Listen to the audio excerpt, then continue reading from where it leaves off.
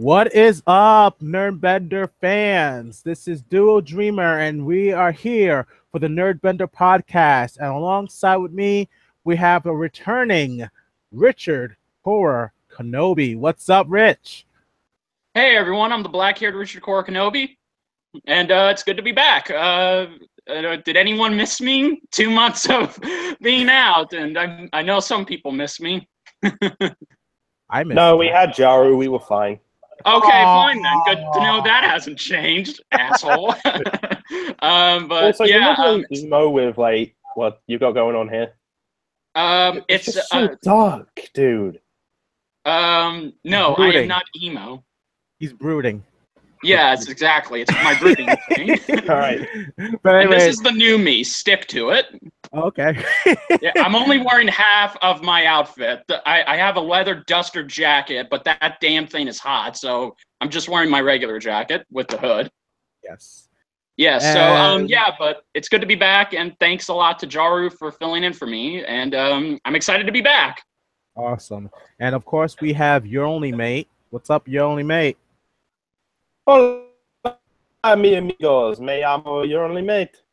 And yes, I'm doing that again because I'm in Lanzarote right now. So I decided to do my intro by speaking Spanish.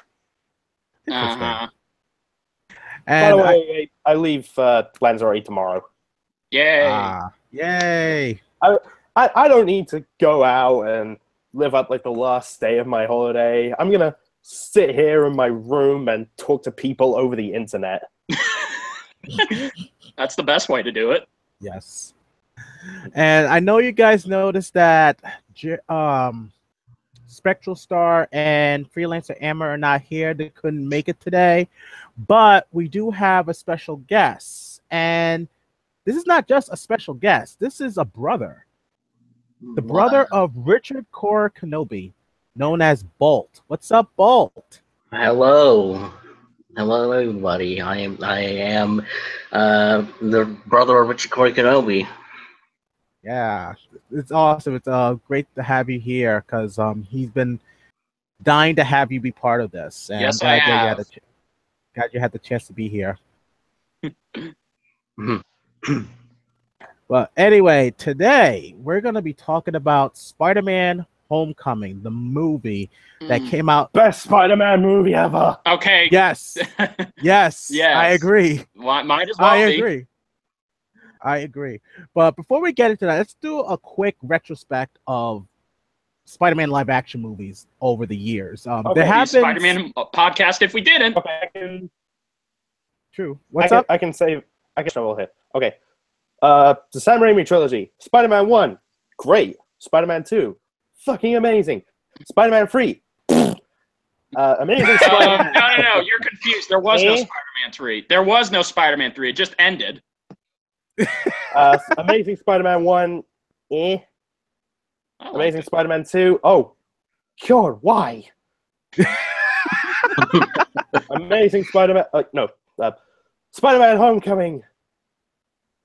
It's so perfect. Oh my Yes. God. Okay, don't start crying now. So that's pretty much the gist of the retrospect. And thanks Yeah. for Wait a minute. Hold on. Much... Wait. What? We're reviewing Spider-Man: Homecoming. I thought we were reviewing Spider-Man 4, where Spider-Man would go up against the Vulture and the Black Cat, who turned out to be the Vulture's daughter, and also turned into a literal Black Cat via mutation. Or I thought we were reviewing the Amazing Spider-Man 3, where Spider-Man just fights assholes in suits. Say what? Yeah, He fights well, that's- giant assholes. Yeah, it's 9 assholes. Well, I guess pretty much Richard just made fun of the first few Spider-Mans where it's more mutation than actual people wearing suits.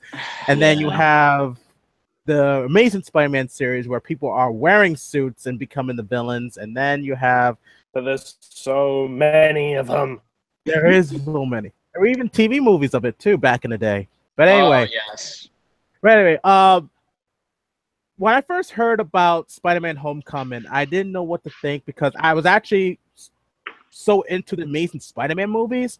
I was hoping for a third one because Thank you. I was hoping for a third one, but then when I heard that, Disney wants to get a piece of Spider-Man into the Marvel Cinematic Universe, and I'm like, okay, great. Is Andrew Garfield going to be in it? They said no. I'm like, why? Why can't we continue this? I like the Amazing Spider-Man. I mean, it's also because then I saw Sony fired Andrew Garfield before that. Well, that and, Andrew Garfield refused to be a part of Sony after The Amazing Spider-Man 2 because, well, I'm sure we'll bring this back up in another Spider-Man podcast. But yeah, there was some bad blood between Andrew and Sony. And if Andrew did return, he kind of be too old. Like, he would be an already older, experienced Spider-Man, standing next to all of the Avengers. And that's not what you want. Because if you're going to have Spider-Man be with the Avengers, he's got to be younger than them, and he's right. Yeah. What about you, Balt? Do you agree with that, or what do you think? Honestly, I like Disney's version of Spider-Man a lot more better than Sony's. Yeah, Andrew Garfield wasn't bad, and it wasn't that bad. He was great, but it's like, I think it would have been weird to have like a experienced Spider-Man with the Avengers. That is more with a unexperienced Spider-Man with the Avengers. I agree. Yeah. Continue, Duo. So yeah, when the day that Spider-Man came home and he was now a part of the Marvel Cinematic Universe, that's the day I think we all were crying and celebrating nonstop. And I had some reservations at first up until I saw Tom Holland's performance in Civil War. Yeah. And I'm like, this is Spider-Man. This is literally Spider-Man. Everything about that. It took them 3 chances to get it right. 5 movies, too. 5 movies. They took 6 to get it right. I'm like, and oh my God. Sony finally discovered the scene. Right? Yeah. I mean, don't get me wrong. I still hold Tobey Maguire in my heart because he had the look, but he was too moody. Well, He was too moody. He was too moody. Okay. Here's how I rate the actors of like Spider-Man. I'm not saying who's the best one was. Well, Tom Holland is the best. We all know that. But anyway. You just spoiled it. Yeah. Okay, I always thought that Tobey Maguire, he made the better Peter Parker because he came across like more nerdy and like awkward. But when he's Spider-Man, like, he doesn't have. You're lagging in and out. You're kind of lagging. All right, so of course, because the Wi-Fi here is shit. Anyway, again, yeah. So what you're trying to say is that okay, Tobey Maguire, he was the best Peter Parker, but Spider-Man, there was hardly any. He wasn't very talkative. There was not a lot of quips. I mean, he made Here's how many quips he made at the end of his series. I've counted them. It was 10, just 10, like even less than that. Wow. Yeah, Andrew Garfield. Okay, Andrew not Garfield. Good Peter Parker, but yeah, he wasn't like the best Peter Parker. He just didn't really come across like very nerdy and awkward, socially awkward. Yeah.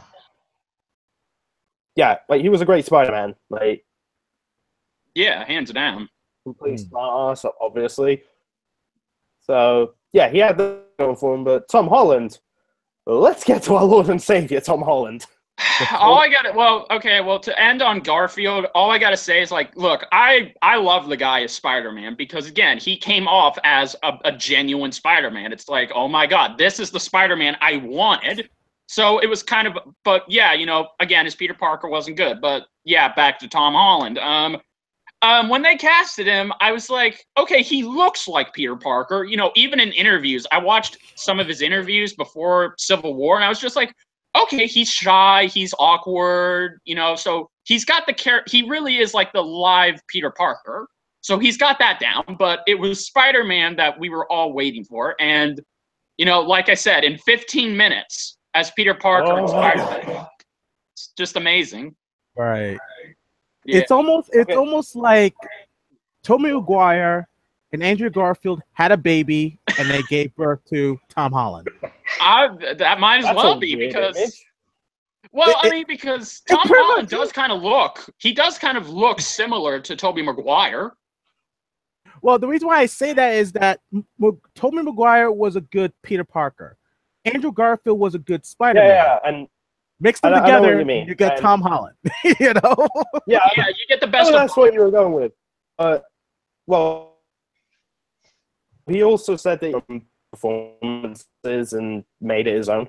Yes. Yes, which is good because that's what you want. I didn't just want somebody to copy the performances of the other two. I really wanted a genuine original performance. So I am glad I got that. And of course, you know, it's good. And we of course ditched the whole great power with great responsibility thing. And I love that Well, line.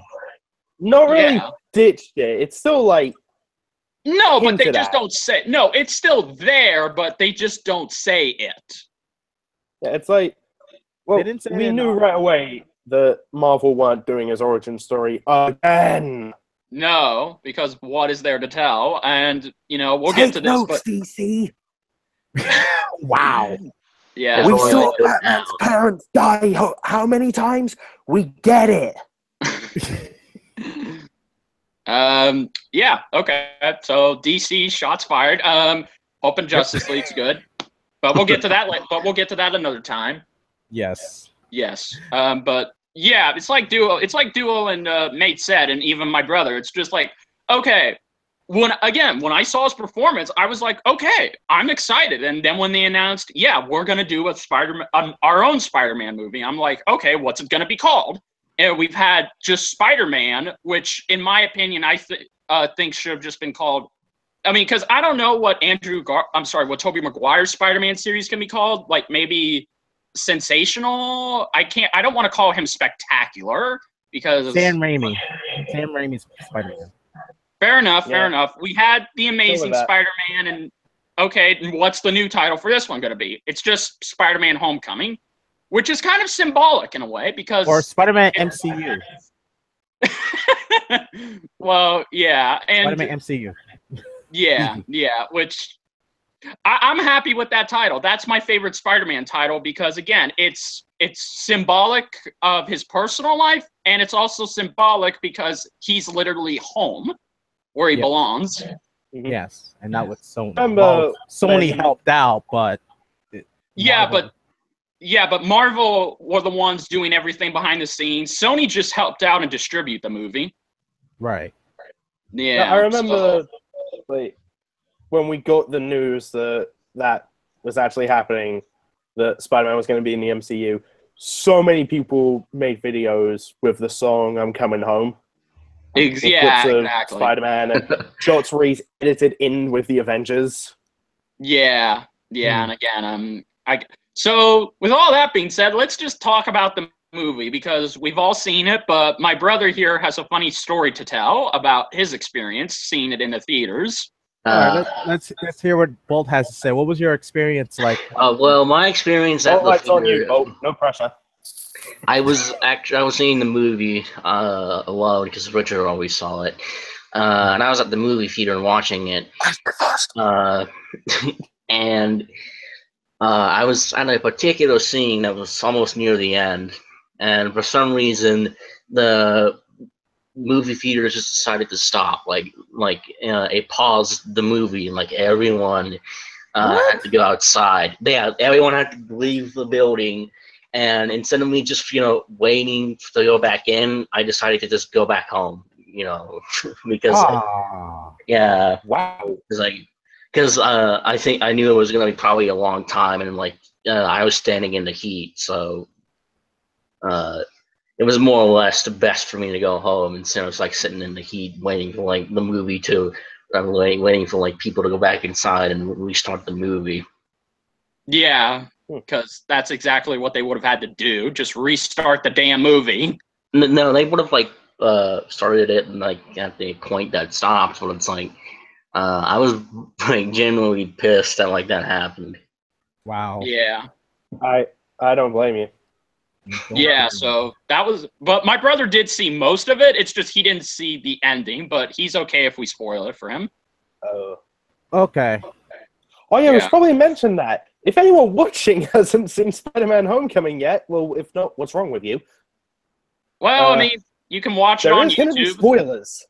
Yeah, we're gonna be talking about spoilers. Oh, a So bunch of spoilers. Well, Oh, bunch well, of probably don't watch it on YouTube. Go out, like, buy the DVD, support Marvel. no, but you Yes. can watch clips on YouTube. Yeah, I but thought that's you were like gonna- clip notes. Are you supporting piracy, Richard? No, I am not supporting piracy in no way, shape, or form. Excuse me. Yeah. So, yeah, bunch of spoilers. So, we're gonna be talking about it. Hopefully, this doesn't turn into a 2-hour podcast this time. It shouldn't. It shouldn't. Don't they always do? Yeah, but they we're end up genuinely. doing- But it's always Oh, fun. sorry. You go ahead. Okay. Well, yeah, we generally don't. We generally try for them not to be. Right. But Well, I mean, anyway. the longest one we've ever done is like 3 hours and 22 minutes. All right. Well, let's not get off topic then. Yes. So yeah, let's. Yeah. Yeah. So again, let's just talk about the good things. Let's because there's a lot of good things, but let's talk about them. So many things. Can I start first? yeah, sure. Go ahead. Okay. Because there's something I want to talk about the Spider-Man itself in the movie. Yeah. It, like how I was saying that if Tobey Maguire and Andrew Garfield had a baby, it would be Tom Holland. Mhm. I felt with Homecoming, it actually depict the spirit of Spider-Man, or what I expect from a Spider-Man movie. You know, with the first one, the first trilogy, yes, we saw Spider-Man, but there was one thing that was missing. Was the detective stuff, like using his science to solve problems and whatnot. Yeah. You hardly saw it. It was like all action, all effects, which is awesome and great, and the battles are awesome, but it was just there was not a lot of like detective work from Peter Parker as Spider-Man. Yeah, I agree with you because that's something people tend to forget. Spider-Man is first and foremost, Peter Parker is first and foremost a scientist. Right. He does know chemistry. He's a wicked nerd chemist. You know, he knows. Talking of, like, being a scientist, I do love how he was working on the web fluid during science class. Exactly. That's And what it's I've always like a wanted rub- to see. And it's a rub in the bit closest drawer. Yeah, exactly. Like in the first movie, we don't even know if he's a scientist. He's just a nerd. That's it. He does. Yeah, exactly. He does know about spiders, but we don't actually get to see him be a scientist, even though we're told he is a scientist, but we don't see any proof of it in the Maguire version. Well, with his knowledge of like science and stuff, that's fine. We know that he's a scientist, but we didn't get to see him actually do like certain experiments, like say making his web fluid. Because all they did was, there's a gland in his arm, in his hand, which shoots out the web. Yeah, so it's organic webbing and not actual webbing that's produced that he made. But in the Sam Raimi trilogy, but in the Andrew Garfield series, that's where it kind of tipped the line. We did get to see him be a scientist. We saw him do equations, do experiments, but the problem is that instead of him making his own webbings from that, he just steals the cables from Oscorp. So Spider-Man's webbing is actually cables instead of webbing. Yeah, something like that. Yeah. And the thing also, what I also liked from the Amazing Spider-Man series was how he was trying to find the lizard with that webbing thing, using the vibrations. And again, that was something that was something I wanted to see from the first trilogy, but we didn't get to see that. Exactly. And with the Amazing Spider-Man, we got to see the detective parts of Spider-Man, but in terms of like amazing effects and whatnot, it wasn't as good as the first trilogy, in my opinion. Fair enough. You know, but in Homecoming. But in Homecoming, it was the total package, in my opinion. Yeah, it was the total package. It had everything that we hoped for a Spider-Man movie, and it's sad that it had to take Marvel Studios to get their hands on Spider-Man to do it right. Yeah, I agree. What do you think, Bolt? I agree as well. I mean, like, you know, I feel it's like that. You know, that Tom Holland is a perfect, like, he's a perfect Spider-Man, and a perfect Peter Parker, and it's like, I barely even knew that, like, you know, Spider-Man did detective work. I knew that he was a scientist, and I didn't even know that, like, you know, his webbing and, you know, Spider-Man was not webbed; it was like cables. I didn't know that, but it is very interesting to see, like, the approaches that, like, they took with Homecoming and everything. You know, actually showing, like, him doing detective work, which is something I've never thought Spider-Man did, but it's like, uh, it turns out that he does, and, you know, that's something that, like, astounds me. And it's like, uh, nothing like show, like, nothing actually go and, like, show you, like, if, like, what Spider-Man actually does and everything, instead of, like, focusing on, like, uh, you know, trying to make him look cool and everything. They actually, like, focus on more of his character and everything. And I feel they did that really perfectly with Tom Holland. Yes. Yeah, you know, and like we said, yeah, you know, he's a scientist first and foremost, and that's what I love about Spider-Man. But the opening of Homecoming, that's what I like.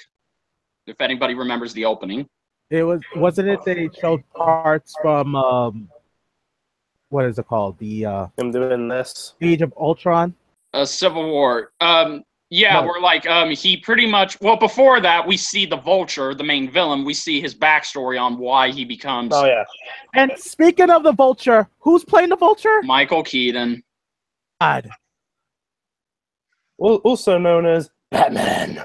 Yeah, Batman. The first live action movie Batman is playing. Right. Yeah, that was cool. We'll get to him later. But yeah, yes. and So in this movie, we kind of got Batman versus Spider-Man. in some way, yes. Foreshadowing. Yes, and I love the whole opening where Peter Parker, we get to see what he was doing before Civil War and how he got to the points he did, and Oh yeah. Doing a vlog. yeah, because again, that's what kids nowadays do. Yes. So I love how they added the scene of him messing with Happy in his sleep. yeah, yeah, it was nice. He was meeting people in Germany. He's at the hotel room. He's freaking out over the new suit. Yeah, exactly. Like the new suit, and it just felt right. You know, I mean, again, I love being a teenager. He was being a teenager. Yeah, and I don't care if he's a millennial. I just love that. Yeah, this is exactly what kids with superpowers would do. You know, they're excited, they're a little nervous. Like, again, it perfectly represents on how he is, and I just loved seeing that. And the whole Civil War footage done from his perspective was also a good touch. Yes. Yeah, I did. I liked it so much. Underoos. Exactly. Hey, everyone. Yeah. It just happened. So I had a fight with Captain America, and I saw his shield, and it was awesome. Whoa, what the hell? He's big now. I gotta go. Yeah. He was so excited, and he just couldn't stop talking. That was the thing. He couldn't. He couldn't stop talking. No. He could not. And I honestly couldn't tell. Is that Tom Holland being excited, or is that actually Peter Parker? It was hard for me to tell. I think it was both. I think it was Yeah, I think it was both. Yeah, that's kind of like I know what the scene is like after all the Civil War stuff, but when Tony Stark is giving him a ride home, and he talks about filming an alibi, he says, "Hey, May, what you wearing? Something skimpy, I hope," and then just starts laughing. That laugh honestly felt like just genuine, like Robert Downey Jr. just.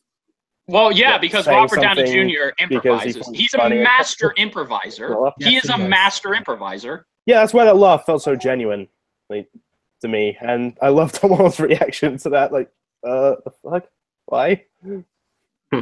Yeah, and yeah, well, again, we'll talk about Iron Man later because there was a big role that he kind of played in this, but again, we'll talk about it later. But yeah, and so the spider suit still pretty good.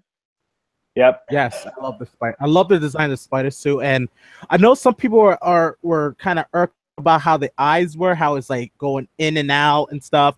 But that's how the old It's Spider-Man. in the comics. Yeah. That's what I was gonna say. But some people didn't like it. Some people, I said that's how it used to be in the comic books. It used to be That's how he's in and being out, in and out. expressive. The Spider-Man, like when he's surprised, the eyes go like. Exactly. It's like, yeah, it makes oh, God. him more expressive. And as he said in Civil War, when his senses are dialed up, so he needs to have more expression. His mask needs to be expressive for a certain reason. Yes. Yeah, so again, I love the suit. Like I mean, I don't care that, again, this is something that some people had a problem with, that Spider-Man has too much technology in his suits. And well, it was made by Tony Stark, so True. You expect you're gonna have to expect there was gonna be a lot of stuff in it. But yeah. like if Tony Stark again, makes this is something, he's packing everything into that. Yeah, exactly. Yes. But yeah, I still love the suit, and I do. I just like it. It's one of my favorite suits. Like it's just amazing how it looks. And I was so happy to see him being able to glide with it, because in the comic books he could glide with the webbing in his armpits. Yeah, exactly. And I was really glad we saw that for the first time in a live action Spider-Man. Yeah, exactly. And I'm just happy he was like being hilarious when stopping criminals. Like the bike thief just comes down. Hey, can you hold on to this? And he just like, up in the air. Hey, is this anybody's bike? And just leaves a note. Is this your bike? If not, do not steal. Spider-Man. Yes. Yeah. When he's stopping that guy from breaking into the car, like smashed his head on it. Shouldn't steal cars. It's bad. It's my car, dumbass. And then people are yelling about the noise. Yeah, wait. Don't mention the cameo. We'll get to the cameo later. I was just talking about how hilarious that scene was. I wasn't going to mention that. Yeah, that was a pretty hilarious scene, though. Yeah. So again, yeah. So again, the suit is still awesome, and Peter Parker is still being Peter Parker. That's what I love. Yes. Like, I don't think there's much more I think I can say about Tom Holland that hasn't been said already. Like, again, if you liked what you liked in Civil War, then it's just amped up even more here. And again, I liked on how this time Spider-Man in Civil War. Watch this movie. Exactly. Also, too, something else we didn't talk about that was just glossed and like slapped to the other side was Spider-Man, Peter Parker's high school life actually plays a part in this movie and will continue to play a part till the end of his trilogy. Yes. I love that. I was kind of glad we got to see more of his full life, like his personal life. It kind of gave us a chance to be more connected with him. Exactly, as opposed with the other movies. Yeah. Yeah, I mean, because you have to care. Like, you can't just... I think we all knew that was going to be the case, because Kevin Feige always said that some of his favorite Spider-Man story arcs is when he's still... Movies are going to be a lot like the Harry actor, like, grow into the role as it goes on, and we see him like, go through school and everything. Yeah. Yes. Yeah. Go ahead, Bolt. You were going to say something? Oh, sorry. Anyway, it's like I always like heard that like like they always like say it's like Peter's life in high school was like hell and everything, and like we didn't really see that in any of the trilogy in the Sam Raimi. We didn't. I think I don't remember seeing it in the Amazing Spider-Man. I could be wrong. Maybe it was only in high school for like the beginning of the first Sam Raimi movie. Oh, yeah. I don't remember much of like the Sam Raimi movie except like. No, he graduates like. I'd say a quarter in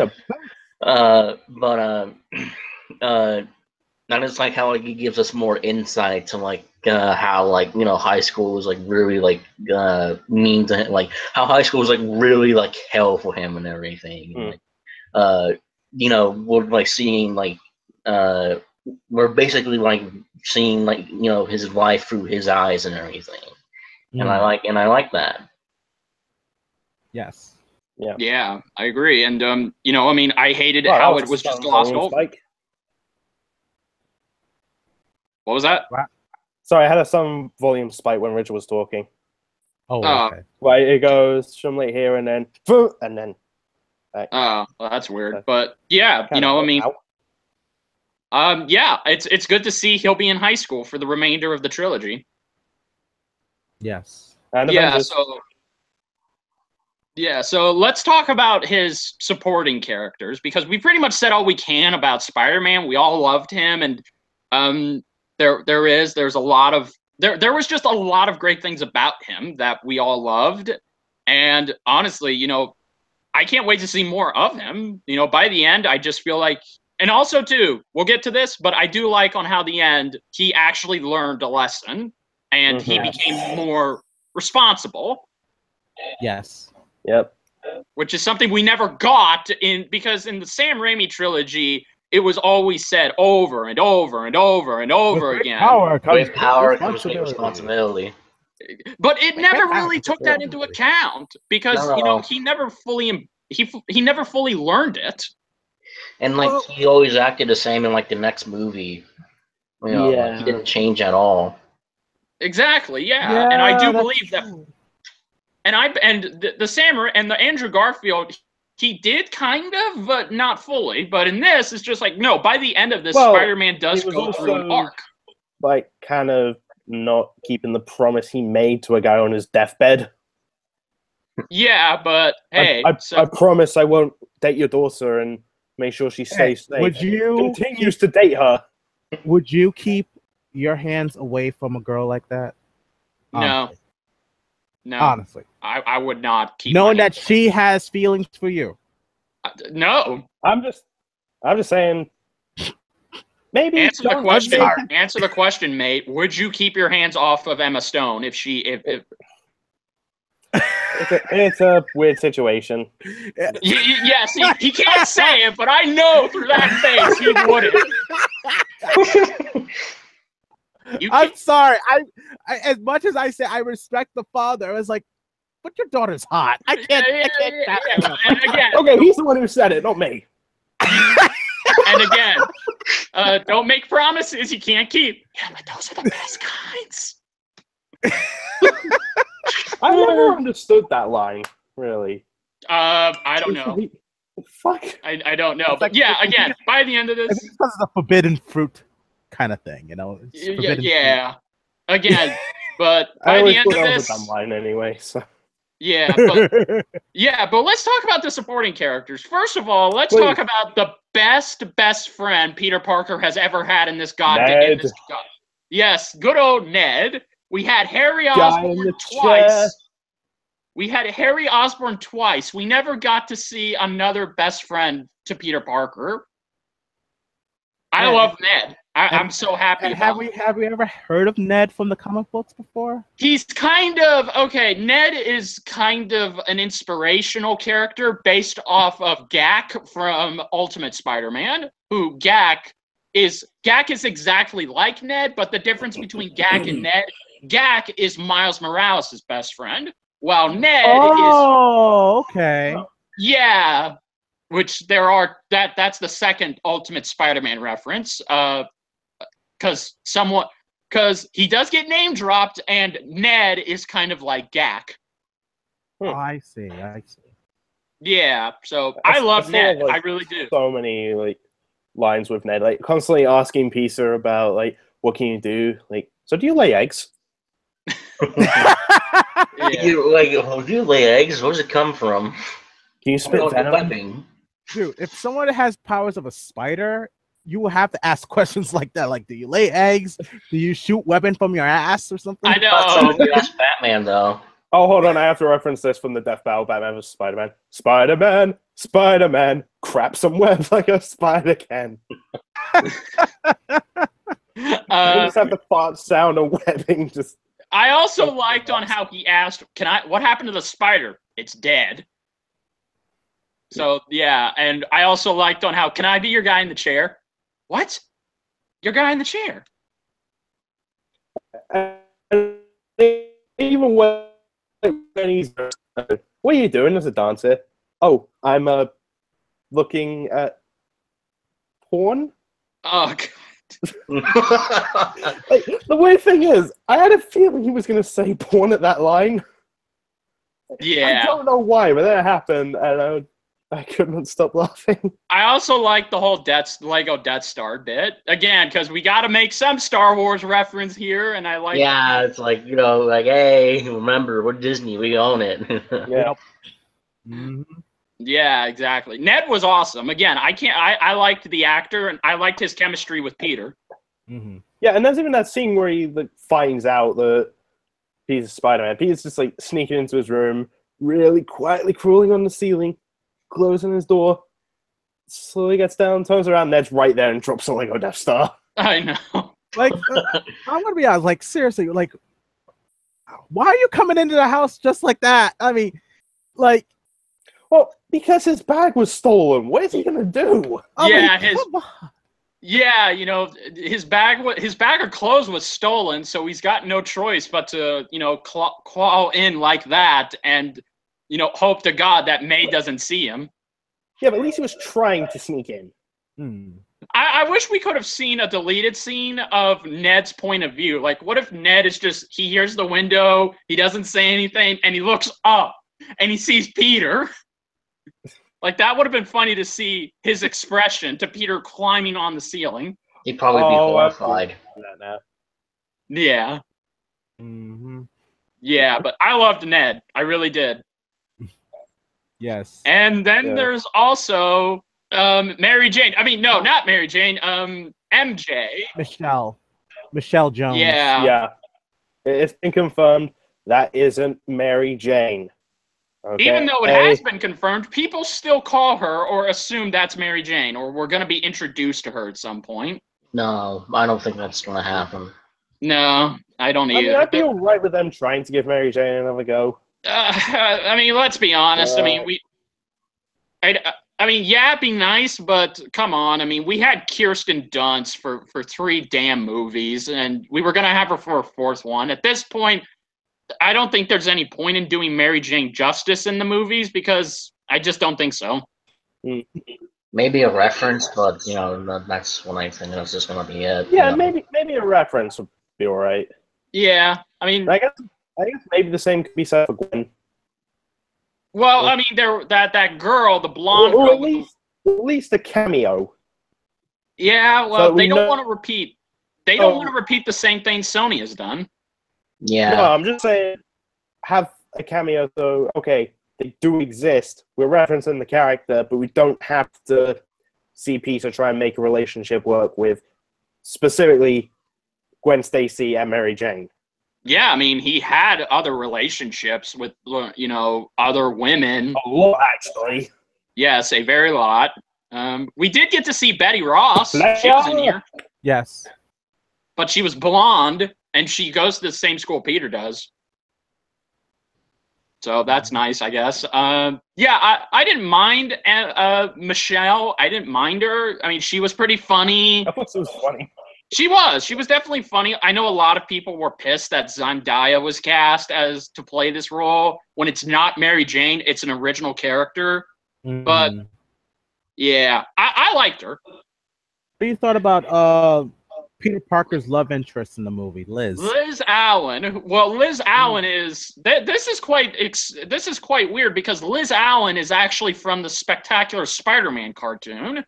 So I was very interested to see her here, but they changed her personality because in the cartoon she was a cheerleader who was one of those, typical, stereotypical high school girls who would only go out with cool kids.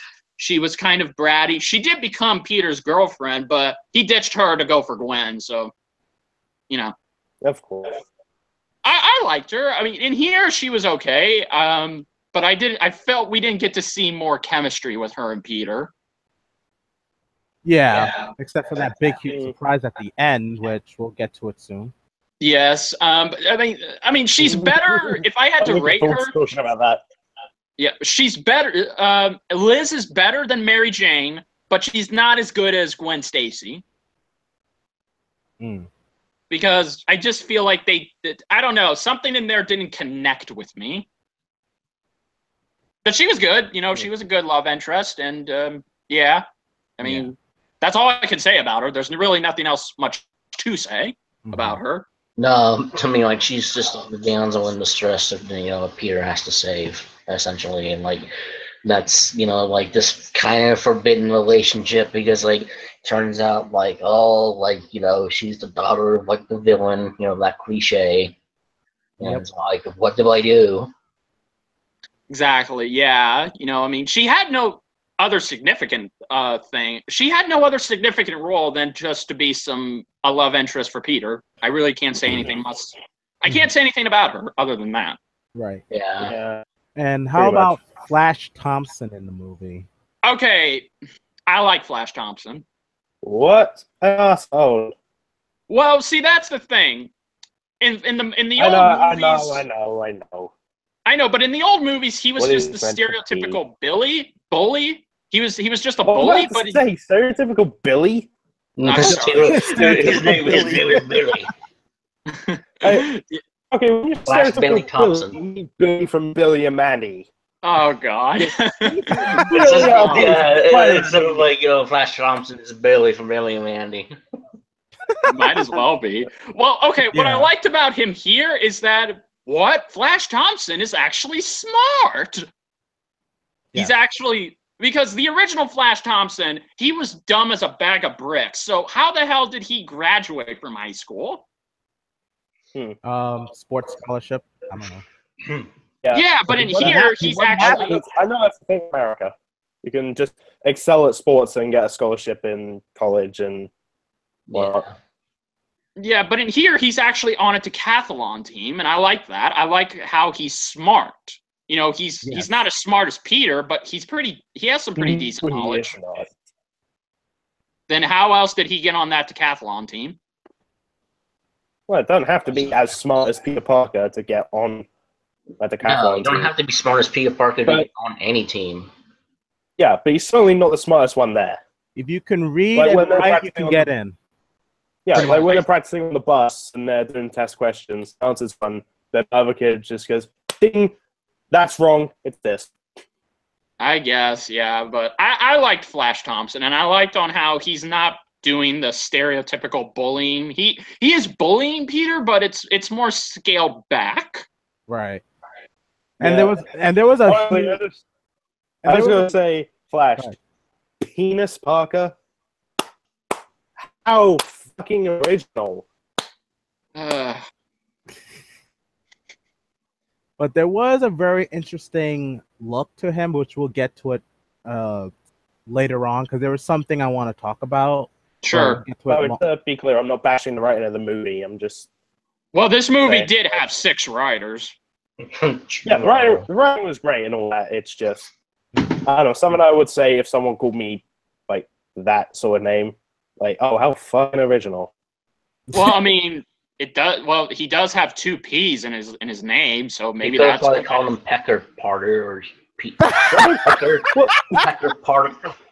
Pecker Parker. Pecker Parker. I like it. Okay, then why not just call him Pee-Pee? Pee-Pee Parker. I like Pecker. This is pretty much just like he's acting like a 3-year-old at like recess. It's like, yeah, Penis Parker. It's like acting like a 3-year-old. Yeah, Pecker Parker's more subtle. Yeah, but it's not as like I guess you can say it's not as like damaging. Yeah, and also too, really a penis reference in a PG-13 Marvel movie? Are you serious? Oh, what did you expect, Richard? It's not like Deadpool. I mean, like, well, you can just say the F word all the time. Oh yeah, very true, very true. And also, because of everything that's on in the MCU, we can't have Captain America throw his shield at everyone and go, language! I would love to see Captain America throw his shield at Flash Thompson every time he said Penis Parker. That'd be funny, actually. Just out of nowhere. Yeah. Language! Like, he's on the other side of the wall, hiding from S.H.I.E.L.D., and he just knows. They're doing something. I guess, yeah. And then, off on the other side of the country, he's doing that. I say penis, you say Parker, penis! And then just, boom.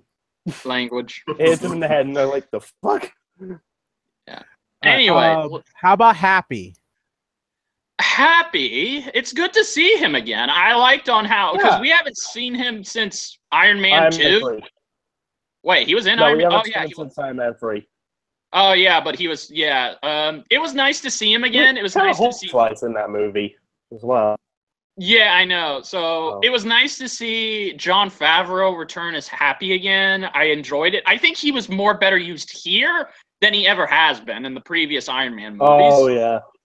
He's sort of like a guide, somewhat of a guide for Peter Parker, and I think maybe we'll see him more when the other movies come out, rather than always using Robbie Downey Jr. because he's gonna be doing bigger stuff. Yeah, and I'm happy go and get pizza for Avengers Infinity War. I would, or if Iron Man dies, I use air quotes because we don't know, but I'm just saying if Tony Stark is no longer able to guide it to be there for Peter Parker, Happy could just take his place because I think Happy has just as good chemistry with Peter than Tony. That's just me though. We'll see. Yeah, but it was nice. It was nice to see Happy back. It was nice to see him play a role in this. And so you were happy to see him. What did I tell you about making puns? I chose not to listen to that. Yeah, you never listen to me, asshole. Anyway, ouch. There's a fine, Richard. There's a fine line between not listening and not caring. I feel like I walk the line every day of my life. I have to agree with that. There is a fine line. Red versus blue quote. You are so lucky I don't have my red lightsaber on me right now. And that would make you a Sith, not a Jedi. Well, technically I'm a gray Jedi, but I don't really care. Or should you have a white lightsaber then? All right. Oh, that's true. That's true. Anyway, back on. So, yeah, what did you guys think of Happy? I thought it was good chemistry between him and Peter Parker, and I hope we see him more in the other movies. And it was just so funny how he kept on calling them, asking, am I going to be in the Avengers yet? Am I going to be in the Avengers yet? Kind of thing. It's like, it was just so funny. I like to think he just turned his phone off and didn't bother reading Peter's text. Yes. Doesn't surprise me. Yeah. What about you, Bo? What did you think of Happy? I think he was. I think he was a pretty good. I think he was pretty good and everything. And essentially, it's like I know like people are probably gonna be mad, but it's like I just saw Happy as someone as a babysitter for Peter, while like Tony's like going around all over the world and everything. But that doesn't mean like they have like good chemistry and everything. I think like it's I think like they're great and everything. Fair enough. Yes. Fair enough. So yeah, Happy was good. It was good to see him again. Let's talk about May Parker. And let's talk about. Can I say this? Can I say this? Yes, go ahead. She was hot.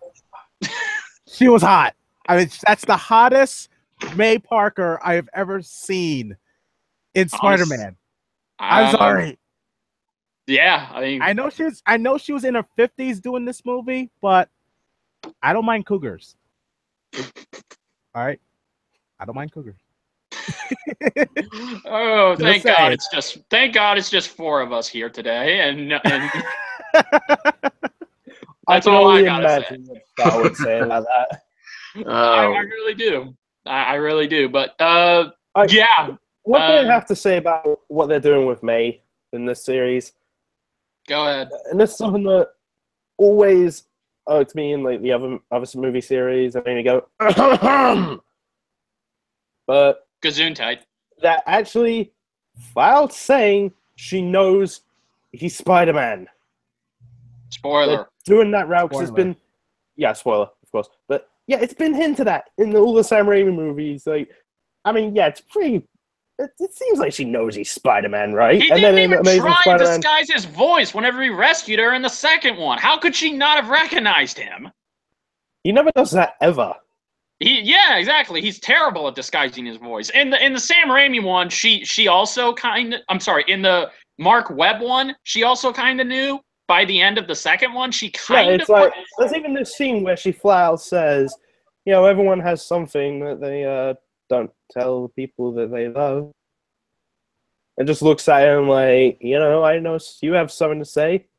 Well, it has been hinted in the comic book that May Parker already knew that Peter Parker. No, in some storylines, they just had a full on no.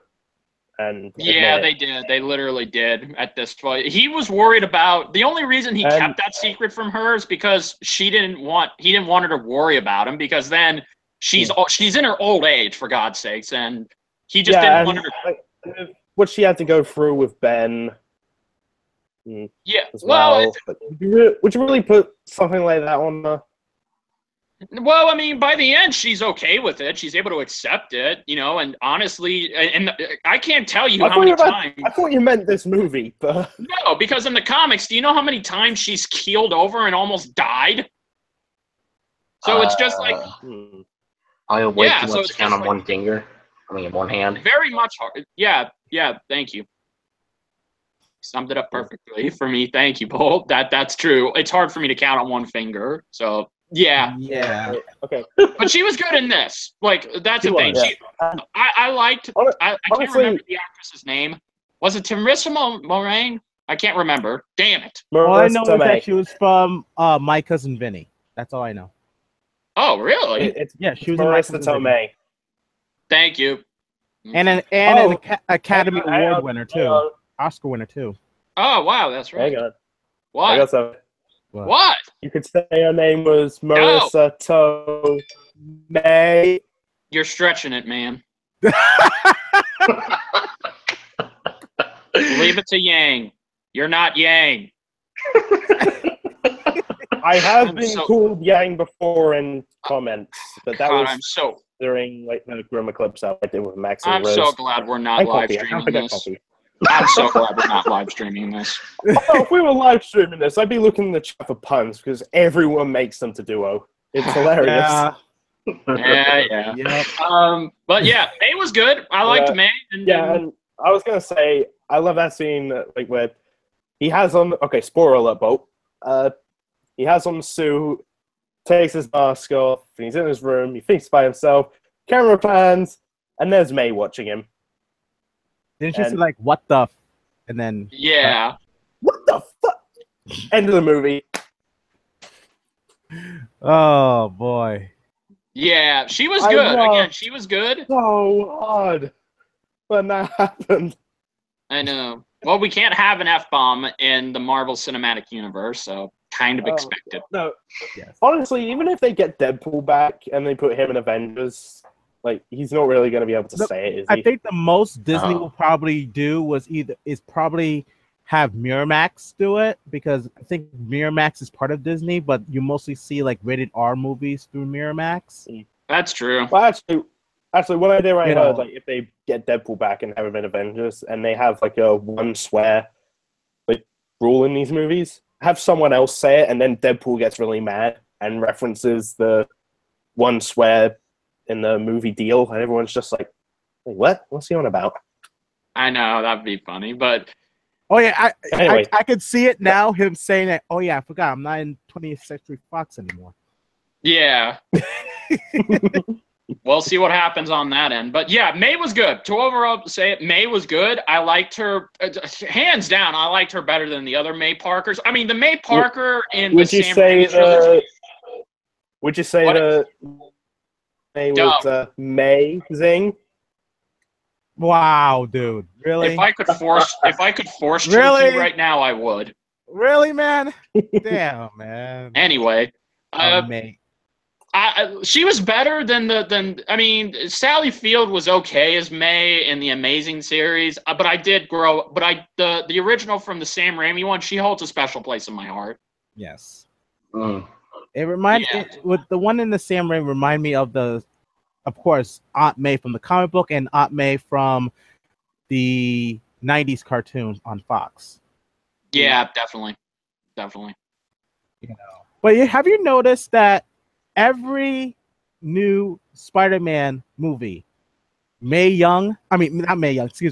Parker gets younger and younger Oh yeah, she and does. younger. Yeah, she literally does. Seriously. She started off as in her 70s, maybe late 70s, probably early 80s, and Sam Raimi in the Mark Webb series, she's got to be in her late 50s, early 60s.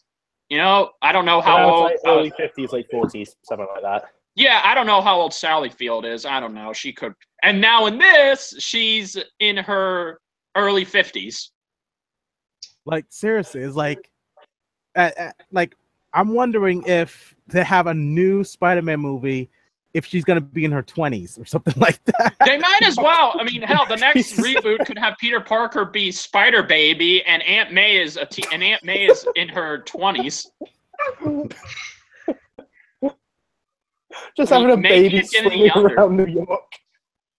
Yeah, exactly. It's Spider Baby.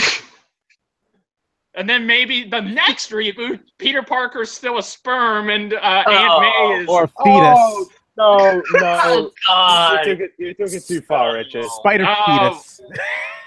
Yeah. How does the spider even affect him though? Holy shit, that's right. That's a good question. I There's don't know. only Or one maybe way I Kill Aunt May because he's radioactive and stuff. Oh shit, you're right. So he would never be born. That's I know. true. We might as well just have a Spider-Man movie where Aunt May is Spider-Man. I mean, yeah, we do. Wasn't there one point when she got the power cosmic and became like the hell of a this? Let's not get into that. Okay. Yeah, but finally, we have one more supporting character, and we saved the best for last year. Iron Man. Iron Man. Tony Stark. Which, by the way, everyone thought he was going to be overused in this. This was just going to be Iron Man 4. I was going to be Iron Man 4 featuring Spider-Man. Yes. But if you think about it, if you saw the movie poster for it, you see a lot of Iron Man in it. You know? Yeah, but he's really not in the movie that much. Well, he's only got 15 minutes. He's got like 15 minutes of screen time in this, so that's the same amount Peter had in Civil War. So, no, he had like half an hour, I think. No, it was literally 15 minutes. I mean Peter in Civil War, not Iron Man in Homecoming. Well, still though, but okay. Iron Man is still great. What else can I say? Tony is still great, and I do like on how he's becoming a brother-father figure to Peter instead of, he's pretty much the new Uncle Ben. Let's not kid around it. He's the new Uncle Ben. Right. I like the part where they were in the car, and then he reached over and said, "Oh, you're gonna give me a hug?" Oh no, I'm not gonna give you a hug. We're not hugging. I'm just getting the door for you. I'm like, damn, man. We're not there. Yeah, that's not a hug. Just getting the door for you. We're not there yet. And I like the part where he was hitting on May Parker. That was just awesome. In the vlog. Yeah. You can edit that out. He's like, that's your aunt. Oh. Yeah. He was perfect. Yes, he was. Robert Downey Jr. is awesome. As whoever thought about having him as Iron Man was a genius to have him. Play it. Well, yeah. I mean, Jon Favreau. I mean, we got to remember, 10 years ago. I mean, Marvel, they seem to be like on point when it comes to casting. Well, we got to remember, 10 years ago. What they've done in the movies. Well, see, that's the thing. 10 years ago, Jon Favreau and Marvel took a huge risk as casting Robert Downey Jr. Because remember, if Iron Man, they put all of their money. Marvel was a dying studio before Iron Man 1 came out. So if that didn't succeed, but, I mean, it's good to know that he's still good. And hey, he gets paid $50 million a Marvel movie. Jesus Christ. I think he only gets paid $1 million. No, that's literally how much he gets paid, $50 million. That's it, because now he's $1 million. No, that was Fucking before. hell. Because remember, his contract was supposed to go out after Iron Man 3, but they renegotiated. So now, now every time he's in a Marvel movie, that's how much he gets paid for. 50 Well, million. I think it's safe to say he's set for life. He is set for life. What are you talking about? Yes. Yeah. And I But think that's so crazy that every He honestly could have just saved screw you to do an Infinity War and just like move to like some tropical island resort and just like well, relax that's for the the rest thing. of his life or something. Infinity War is going to be his last time, as far as I know. Then he's probably going to concentrate on making Sherlock Holmes 3, whenever that happens. I would love to have a Sherlock Holmes 3. Thank you. But anyway, yeah, so Iron Man was great. I did like on how he did play a significant role in this, but he didn't actually get involved. The only time he got involved was when he saved Peter. Yeah, and that ship Well, thing, when he was when he trying saved to, Peter and getting him out of the lake, oh, I'm not actually here. The thing opens, just remote controlled. Yeah, thank God this place has Wi-Fi. Well, thank Ganesh too while you're at it. Yeah, exactly. And that even ties into him putting everything in wherever he makes. So he even puts a heater in. Yeah. Yeah. Which I have to admit, I would love that if Tony Stark made me a super suit. yes. Yeah. I did like the part where he saved them a second time with the ship when he was trying to put the ship together, and then he was actually confronting Tony, even though he thought Tony was not. Band practice, was it? Yeah. He thought he wasn't in there until he just came out. I was like, oh shit. And I like how Peter I said, was like, here I am. No, when I was I watching like that how scene, Peter said. called I like that. how Peter said, if you cared about me, you would be here right now. He steps out of the suit. I was like, oh shit. Like, oh no. Yeah, Peter knew he fucked up at that moment when he just said that. Yeah. Yeah. I did like on how he gave them that whole speech. If you're nothing without the suit, you shouldn't have it at all. Because again, thank you. I like that. Yeah. And there was a point to giving him all of that technology. People just couldn't see it at first. I love that line. Plus, that honestly, it was just funny watching him trying to work all the technology out. So. Yeah, exactly. That was great, though, that he redeemed himself by trying to save the day even without the suit. And that was the whole point of the with great power comes great responsibility aspect. You know what I mean? That he actually learned it. Yeah, because see, that's the thing. That ties back in what I said. Great power and responsibility isn't said, but it's kind of in this movie, but it's not directly said. It's pretty much it's a very subtle use of it, which I like. We pretty much saw the embodiment of that saying. Yes, exactly. Thank you. We literally saw the embodiment and definition of it, not just hearing it, which I like. Yes. So it was nice. And again, Robert Downey Jr. was amazing. Again, as always, I like the chemistry he had with Peter. I liked on how he did. He's trying to be a big brother to him. I don't care what anybody says. I would say more of a father figure than big brother, but. Well, that's how Tom Holland described it. Or maybe it. uncle figure, in a way. Maybe, yeah, we don't really know. I mean, he could be all three. He could be a father, uncle, brother figure. Well, if you think about it, an uncle is sort of like a grandbrother. Family. Yeah. Yeah, I mean, again, it's just nice to know that he does. He sees a lot of himself. I think that's why he took Peter on in the first place. He saw Peter as a younger version of himself, and he wanted to make sure that Peter wouldn't do the same things he did as a kid. Pretty much mold him into someone important. You know what I mean? Like yeah, exactly. And it does kind of harken back to the comics where Iron Man and Peter did have that kind of connection.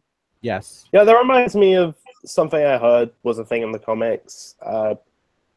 Tony Stark and Reed Richards, like, we know in the Marvel Universe they're like the smartest men on Earth, but I heard at some point in the comics they both said that if Peter Parker was born with a silver spoon in his mouth like they were, then he would be the smartest man on the planet. Yeah, he would. Yeah, I mean, and again, I do. I like on how I just loved Iron Man, and again, I mean, the scenes he did have was good, and I liked on how he was just there for Peter. That's the thing. He was there, and he was even ready to make him an Avenger. But of course, Peter decided, no, I'm not ready yet. I'm gonna do this on my own until I feel like I'm ready. And that was he took his advice too. Yeah, because what did Iron Man say? Can't you just be a friendly neighborhood Spider-Man, stick to the ground kind of thing? Like I do like that. What he's doing. Until Avengers Infinity War, when he puts on that suit. Yeah. I wanted to see him wear that suit, but then he said, no, Could you imagine if he just took the suit and said, yeah, I think I'm going to have to say no to that. And just takes the suit with him. Bye! Yeah.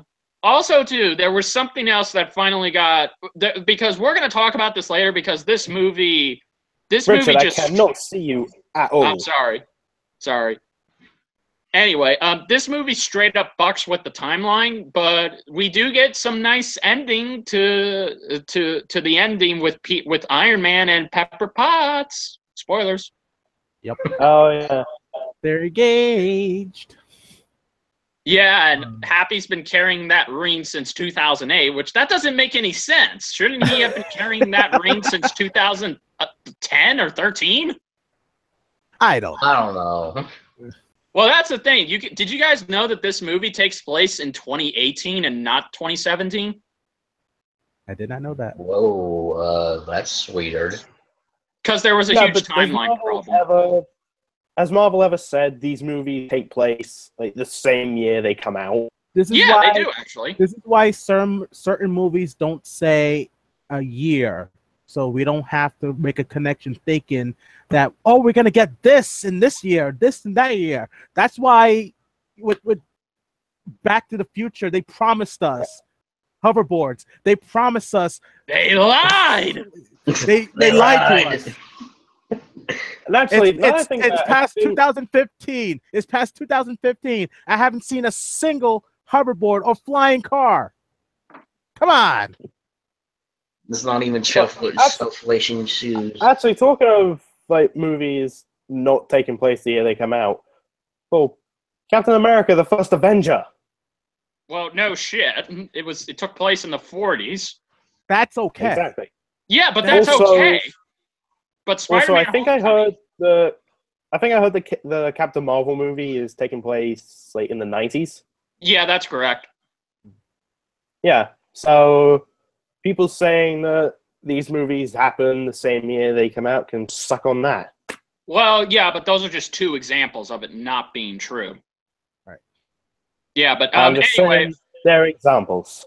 I know, but anyway, yeah, I don't know what else to say about Iron Man that Let's not harp on like the timeline stuff or whatever. Let's actually talk about the good things in this movie. Yeah, well, we're pretty much near the end of the good things. Iron Man was good. All right, let's That's talk one thing I really want to talk about. Well, hold on. But any closing thoughts about Tony or Iron Man in this movie? Honestly, I actually enjoyed, him being in this movie and everything. And like you said, I mean, like he's, I like how like he's essentially shaping Peter to be like, to be more so maybe be better than Tony and everything. And I hope as like the trilogy moves on, and like we see him like mature into like the Spider-Man that we all know and love today. Well, they have already confirmed Homecoming too. Sorry, guys, that was bad. Ignore my dog. Okay. Okay. All right. Well, let's talk about the villain of the movie, which is the Vulture. Which I'm going to be very honest, that came out of left field for me. I knew the Vulture was a nemesis to Spider-Man, but I didn't think they would use him for a movie. And I'm kind of glad they did, because when people think about villains for Spider-Man, actually, go ahead. In the Sam Raimi movies, they were gonna try and do a Spider-Man 4, and the villain that they had planned was the Vulture. Right. That is correct. So Vulture was supposed to be the main villain of the fourth one. Why Kevin Feige wanted Vulture to be the villain of this movie. Right. What I was saying is that some people would think that, I guess the villain's going to be either Green Goblin or Venom or Dr. Octopus or something. No, Like one of the most notable villains no. for Spider-Man. But I'm glad that they chose someone that is not too like he's a well-known villain for Spider-Man, but not someone that people would like to use all the think of villains. They think of Green Goblin, they think of Dr. Octopus, they think of Venom. But to use Vulture in this one to start it off, I thought it was good. Technically, we had It was three definitely villains in good. this movie. What? What? Technically, we had 3 Spider-Man villains in this movie. Because Like we who? had the Vulture, we had the Shocker, who, well, Yes, I mean, yes. you know what Yeah, happened there you to go. him.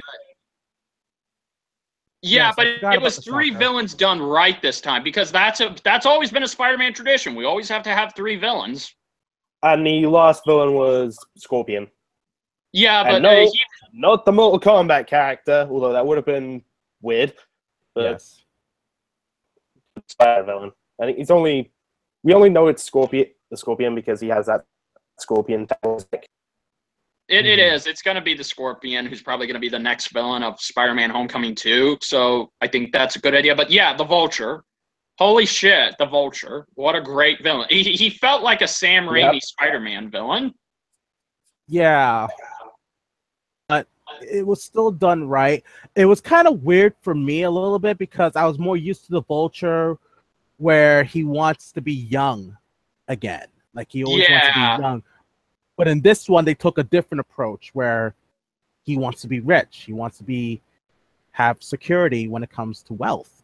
Well, again, they made him more. Again, speaking to the big guy who you're lagging out. Much. You lagged out there. I wanted to give the finger to the big guys who put him out of a job. Yes, that too. At the beginning of the movie, that new department gets set up and they take his job away. So he's like, well, fuck you. I'm going to get money my own way. Yeah. Right. Well, I mean, hey, he could have just used his McDonald's resources to, start his, because he was in the founder. Whoa! Hey, that's relevant, damn it. Michael Keaton was in the McDonald's The Founder movie. I know that. That's why I'm booing you, because I know where you got that from. Oh, come on. It makes sense. Boo! It makes No, it sense. doesn't, Richard. No, it doesn't. Fine, whatever. I can dream, damn it. The Vulture can... You can dream that the Vultures own McDonald's and everything. Yeah. Here's the thing I like about Mike Keaton's performance. He made it where he's not like an uber villain. Like he was doing this for... He was actually thinking about his boys, his guys, his workers. He was thinking about them, trying to make sure they have money for their families. And he was thinking about his family while doing this. Even though he knew that this was wrong, but that's what makes a good villain. A good villain are ones that believe that they're doing the right thing. Like they think they're the good guy. Yeah, exactly. So I was kind of glad that he was the type of villain that we can relate to. Absolutely. And that's where I think Kevin Feige had to be. I think whenever they came up with the Vulture and how to write him, I definitely believe that Kevin Feige took influences from Sam Raimi and how he did his villains, especially Dr. Octopus. Yes, because all the villains, pretty much all the villains in the Sam Raimi version were just ordinary guys that something happened and they turned to crime because they think it's the right thing to do. Exactly, yeah, but only 2 of them it made sense with. The Green Goblin still does not make sense, but, that's because he had a split personality. He was sort of This is true, but... Yeah, he kind of went a bit, cuckoo. Yeah. But both Norman Osborn and O'Harry were victims of a disorder, a mental disorder. Very true. But yeah, again, I like the Vulture. I like on how, immediately what distinguishes him from other Marvel Cinematic Universe villains, we're related. We can feel relatable to him. He's relatable to us. We actually care about him and his struggles, and he's actually a good foil for Spider-Man. Yes. Yeah, and exactly. And it's pretty much just amazing to see how much time and effort they put into this character and revamping him, because I kind of had a little problem with them changing his origin and why he does what he does. But when I saw it executed here, I think it was perfect. You know what was And Michael Keaton's performance. You know That's what all was I the got to say. awkward moment? You know what was the awkward moment in that movie? What? The whole father boyfriend talk. Yeah, I got to give Peter the dad talk. Before we get to the dad talk, I want to talk about when Peter walks up to the house to take Liz. Sorry, I didn't forget her name. You can't prove anything. When he goes to take Liz to the prom, and then Michael Keaton opens the door. Like, no music. Nothing is needed. It's just a really tense moment. Yes. Peter's like, we can tell Peter's freaking out in his head. His face expression, that is perfect. So goddamn nervous. Oh, goddamn. And as soon as he gets in the house, and again, this is what I like about Peter. He's still learning, so he can't be subtle at all on how to feel about this. You can tell in his face, he's trying to not look like, he's trying not to, make himself obvious that he knows who he is, but he can't help it. He's just so shocked. And I like that. I do. And I like on how it's just amazing. Even though we knew he was the Vulture, Peter did not know. And the way they executed, like Mate just said, there was no music. There was just suspense in it. And I like it so much. Like, that was one of my favorite scenes as well. It's just like, wow. And there's a moment where he's like, all right, look a bit, swings a knife around, a bit pale. Oh, how much would you be freaking the fuck out? I would just be like, holy shit. I did. And good God, Michael Keaton's performance in this. Holy shit. Yeah. Again, this is why he's a great actor. God dang it, man. I've seen people say that now Vulture and Loki, one of the two best villains in the MCU so far. Yeah, absolutely. I actually prefer Vulture is my personal favorite villain. I prefer him over Loki any time of the week. That's big words. Sorry. Well, again, it's because, Loki had some development. He wasn't just a cliched villain, but I understand. But it's like... You could relate to him, too. You could relate to Loki, too, because... Yeah, I know. I mean, we all have a jealous sibling. I mean, don't you get jealous of your brother Bolt sometimes? Just saying.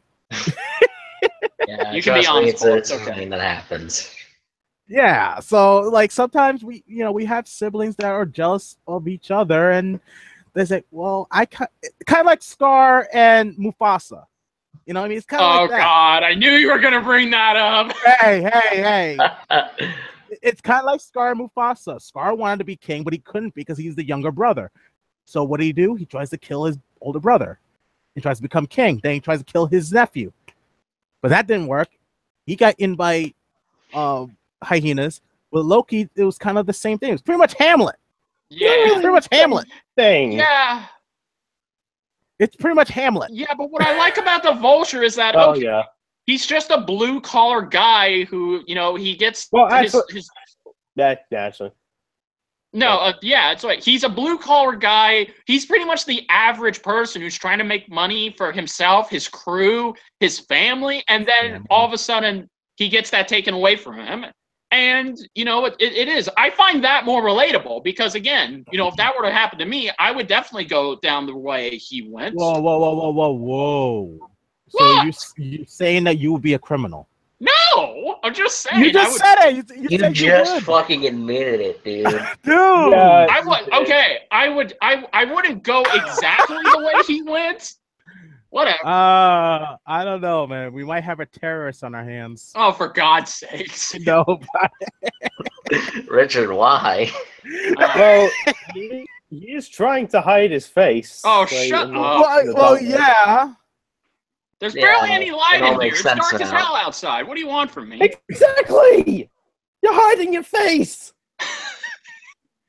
This is how I always do it. What do you? It does kind of look like you're in a cave and you're like making demands or you're making a threat or something like that. Well, hopefully YouTube doesn't take it out of. Fine, for the purposes of this here. Hey, you know what? You know what? Maybe, There. Just joking, dude. you know what? There, Maybe your new happy? name should be Richard or Kenobi. Oh, for God's sakes! What? Wow, this went off. Wow, this went nowhere. This went a crazy place. Okay, what I was saying is that I would Oh, not. so that's Stan Lee cameo. Would you? We didn't talk about it Sorry, first. guys. Anyway, like I said, Sorry, I that's love the I relate to the Vulture, but again, if I was in the same situation as him, what I was trying to say is that I would kind of do the same thing he did, but I would not become a criminal. I would just try and do it the legal way because I would just try and. I'm sorry, but doing that stuff is not. There's no legal way of doing that. No, I'm I'm sorry. not saying I would become a He criminal stole- and do what he did. stole I'm just equipment. saying, like, I would try and sue them or get something. You know what I'm saying? You know how long that's gonna take? You're not gonna get a lot of money very fast. Well, wanted at least I'm he doing wanted it- something about it. He than wanted the become a money and he criminal. wanted it now, so he did it illegally by stealing the equipment from the crash sites and the debris and all that. Then started stealing more equipment and making more stuff, making more money, making weapons to terrorists. Because pretty much that's what he was doing. He was making weapons Well, to terrorists. don't worry. I would not do that. Jesus. I don't know, man. You sure? Let's just hope that Donald Trump's not hearing this right now because Oh, he for might be- God's sakes. No. He's gonna put you. He's gonna deport you. He's gonna have you behind the wall. Actually, no. Actually, the thing is, Trump will actually go after me because he would think of me as the terrorist and not Richard. Ouch. Just saying. Oh, yeah. I'm No, not saying I would. nothing. Okay, just because I'm dressed in black does not mean I'm gonna do anything criminally or join the dark side. You guys got nothing to worry about. When have I ever lied to you guys? When have I Love ever you, not Rich. been honest with you guys? Love you, Rich. I love you guys too. See, at least you say it, Duo. Mark doesn't. I'm sorry, Mate doesn't say anything. Oh, fuck, Richard. Jesus. Who cares?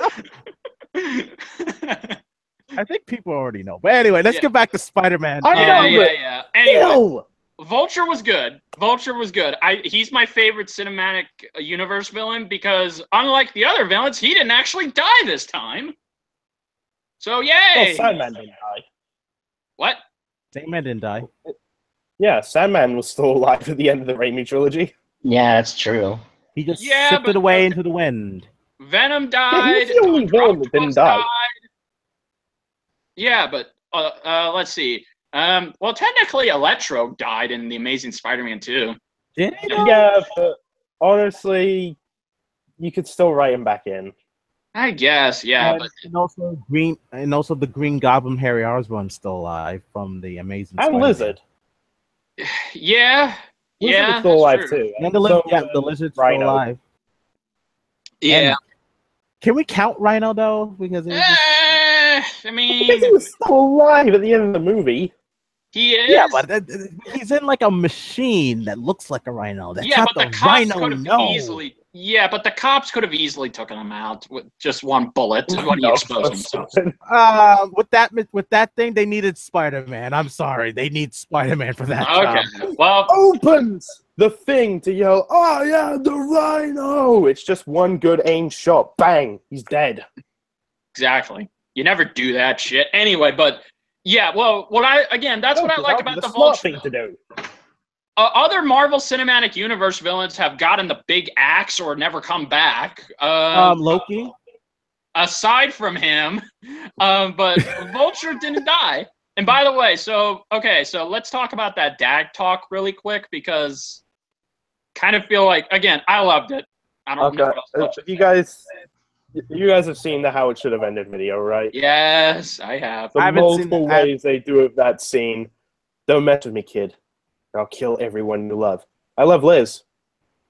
So, does that mean you'll kill your daughter? Win this round. You win this round. Or of course. And then there's like grabbing the arm that has a gun. Hey, do you have super strength? Because I do. It's Yeah. supposed to be like really embarrassing for you, huh? Help! This man has a gun and he's threatening my life. Yeah. Or the third one. What? Don't mess with me. Done that. Listen to me, kid. Why? Because I'm Batman. Yeah. Yeah.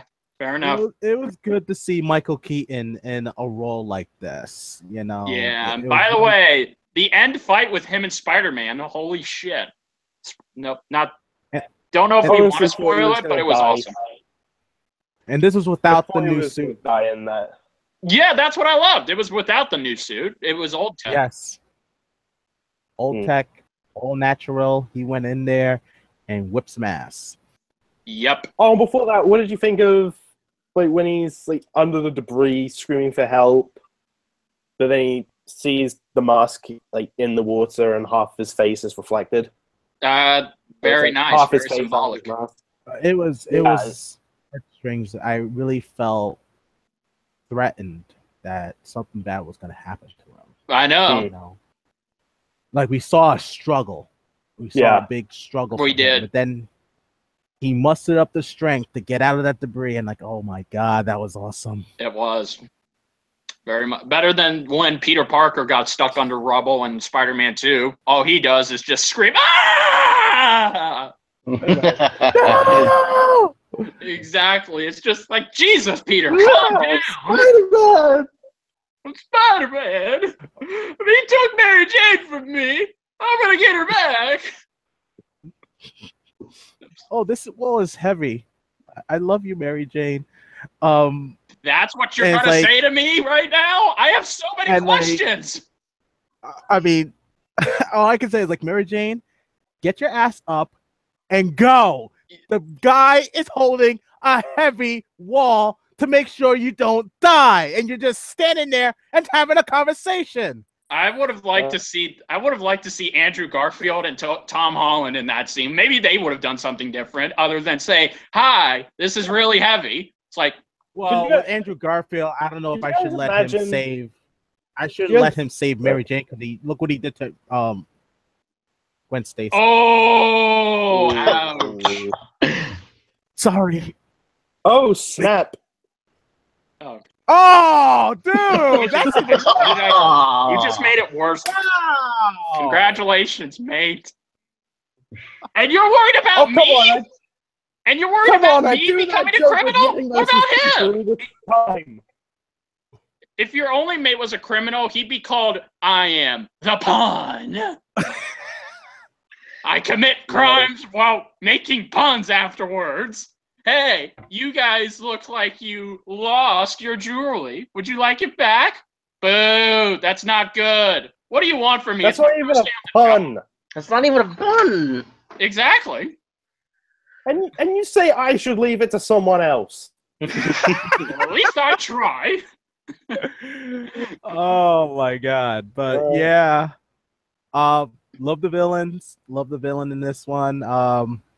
One thing I didn't like about this movie, though. Okay, yeah, let's get to the bad. We talked about the good Let's get stuff. to the bad one. I have nothing bad to say about it. Wait, hold on. Bolt, do you agree with what we said about the Vulture and all the good stuff so far? Yeah, I agree. Okay, just want to make sure. All right. So, there's only one bad thing I hated about the movie. There was only one bad thing, but I'm gonna leave that last. But Richard, you said there's some things you wanted to say about it. There's one negative thing I can say, but it's not in regards to the actual movie. So. Well, then, how's that a bad thing? You'll see. Fine. It relates to it, but it's not about the movie. Okay. There are some nitpicks I have about the movie. Well, first one is I don't agree with Spider-Man having his own AI in his suit. Karen, she was fine, but I like that. Huh? I like that.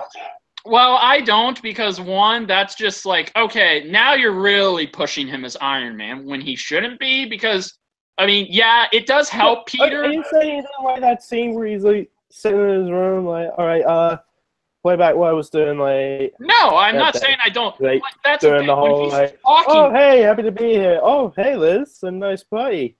And then, oh, okay, no, this is just me screwing around. Go forward. Doing an impression of Thor. Don't get me wrong. The scenes... Son of Odin. No, not that. Your impressions are very funny. Yeah, the scenes with her and him were good. Don't get me wrong, but it's just like, why though? Why does he have like? What logical reason would you have to give him this other than you can say, oh well, it helps him out and it gives him. So you're taking the learning away and just having most of the stuff given to him. Like that's the point. Like, Well, they did restrict him from using using the suit to its fullest potential. Yeah, and I like that. I did, but Yeah, but then he found a way to override that and still was able to the use training wheels protocol. Yeah, the training wheels. I don't know. Karen could have been done better. I'm sorry because she just reminded me too much of Friday and Jarvis, so I really can't say that it would have worked. If you think about it, it shows more of the learning experience that Peter Parker has to learn to be Spider-Man. I agree, but I prefer that he do these things on his own without having help from inside of his suit. That's just me, though. Okay. I'm an old school Spider-Man fan, but again, smaller things. Second nitpick I had was the timeline problems. Again, I like consistency. That's just how I am. Okay, I think we've already established that's not really like a problem or anything. So no, it's just a nitpick. It's not a legit problem. Right, okay, well, if you would stop doing that, and also you can't say that word, only I can say that word. Thank you. You're not a Jedi, or not a former one anyway. Anyway, okay. Nah, I'm kidding. All right. But the major problem I have is that well, I wanted more. I really wanted more of this. I wanted more. What do you want, dude? It was enough. Yes, it was. But see, that's the thing. I wanted leave the rest for the sequels.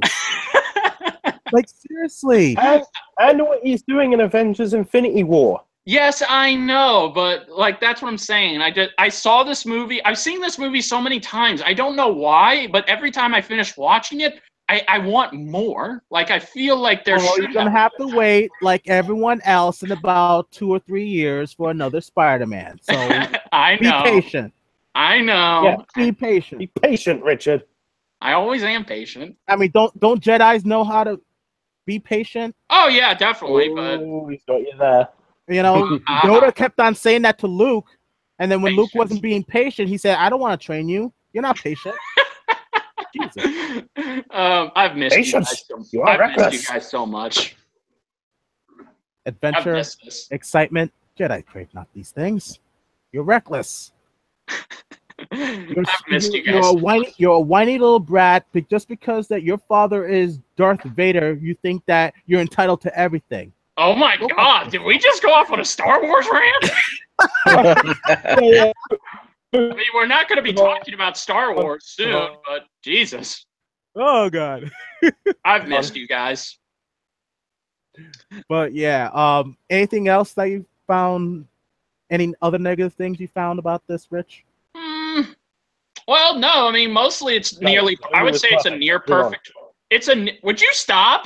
Oh my goodness. Do I have to get Amber in here? Do not make me get Amber in here. Thank you. I don't think he's afraid of Amber. So. Oh, he will Not be. really. He will be. I'm kidding though. He knows I'm kidding with him. But yeah, it's a near perfect film. You know what? It's not a 100% perfect film. I mean, yes. I didn't mention the things with it's not entirely accurate. It's mixing and molding different things from the comics, but honestly, I like it when they do that. I don't want a straight adaptation. If they're going to do their own Spider-Man, this is exactly how I think they would have done it. They would have mixed and matched what worked in previous incarnations and molded that into their own original one. Yes, thank you. So you know what I mean? So, yeah, people can complain on how this isn't their Spider-Man that they wanted to see. Well, it's the closest thing we're going to get. This is literally the closest we got. So I'm happy with it. Aside from the nitpicks, I just thought it was amazing. And my last nitpick was I really wanted to see I don't know. Is it me or was I expecting a different Stan Lee cameo? Okay, before we talk about the Stanley cameo, I gotta ask, how many more of these do you have? Because we've nearly been going on for 2 hours. I was finished. I was about to say I was finished. Okay. Talk about having also too. You must have patience, young one. Ouch. Says the guy more than 2 hours. Well, that's our usual thing. Anyway, so yeah. Anyone else want to go next? I know your only mate said that he My had, only thing is the what? saying how the movie was going to play out, and I have no choice but to blame Sony. You work with what you get, honestly. I like to believe that Sony did that intentionally to try and get people not, so that way they can try and say, "Oh, we would have done this so much better." Well, no. Sony, yeah. fuck off. Let Marvel do it. yes. Mm-hmm. How about you, Bolt? Were there any negatives on the movie? For me, no. I think it was good. Essentially, I don't. Thinking about it, I actually don't have any problems with it. Oh, awesome. Okay. Yep. Here's my beef with the movie. Go ahead. The post-credit scene. Really? Really? Talk about hey, me and you're only You didn't talk about laugh at patience. that? Here's the thing. When I watch these movies, I always see something awesome that happens at the end of the credits for the Marvel Then what Cinematic do you Universe. think of the credit scene? I saw the mid one. It was okay, so it makes me think that maybe Michael Keaton will be back. Well, So he I did. stayed- I mean, it kind of hinted that. Yes. So I stayed along with my family in the theater, waiting until I get a PSA from Captain America telling me about disappointment and patience. I was like, fuck you. Fuck you. I can't believe they did that to me. Ah, Dude, you're mad at that, yes. but are you okay with the post-credit scene of the first Avengers movie, which is just them eating shawarma? Not saying anything, just sitting around while stuff is being cleared up and they're just eating. It was kind of an inside. It was like kind of an inside joke in the movie, so it made sense to me. But the fact But what the fuck did it add? it just added they are friends eating shawarma. Yeah, I mean, the 5 of us would be doing that if we saved the world. I would say, hey guys, you want to go get some burgers? We'd just be eating burgers. Nah, I would say let's get some sushi. I'm just saying, I thought don't like the sushi. post-credit scene for Homecoming But was still, funny. man, you made me wait. I liked wanted to it. see I'm something. the one. I'm with It your was- only it mate. was I like- liked it. It was like their way of saying, "Ha ha, we pwned you." Like, fuck you.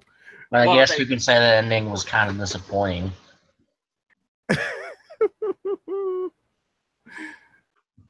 Now it makes me not want to sit in the theater until the post with the credits roll and stuff. Makes me not want to do that because I don't want to get disappointed like that again. I think me and Damn. your only mate are the only ones who will like this. Oh my god. Oh my god. It could have been worse. I'm sorry. It was sort of like their way of saying, "Fuck you. We got you to sit." Well, in I the-" don't think it's that. I think it's just them No, it's saying, not that. yeah, exactly. I know, but I think it's still, them man. just saying, look, I know you're disappointed that you didn't get an awesome tease into Black Panther or Infinity War or even Thor Ragnarok, but you have to have patience, guys. Just have patience. You can't always I get wanted what you... something to hype me up for the next Marvel Cinematic Universe movie. So what did You you know- want? So what did you want to see the conclusion to May and Peter's thing, or did you? I don't know. I'm just saying. I wanted to see like maybe something that would tie into either the Infinity Wars or Captain Marvel or Black Panther or something. Well, it is a Sony movie, so they really couldn't do much. Ah. I'm just saying. Oh, like, Mark was the one that made it, though. So, didn't you say Sony was the one that distributed it? Yeah, they did, but I'm just saying. Yeah, like, and I say Marvel did a marvelous job. what? God dang it! Really, dude? I'm in the point of a nerd rage, and you're gonna have to raise my nerd rage even higher with that pun. Well, he is the pun after all. The pun strikes again. Damn you, pun! You stole our valuables and made me mad with your puns. Alright, so is that what we can really say about this movie?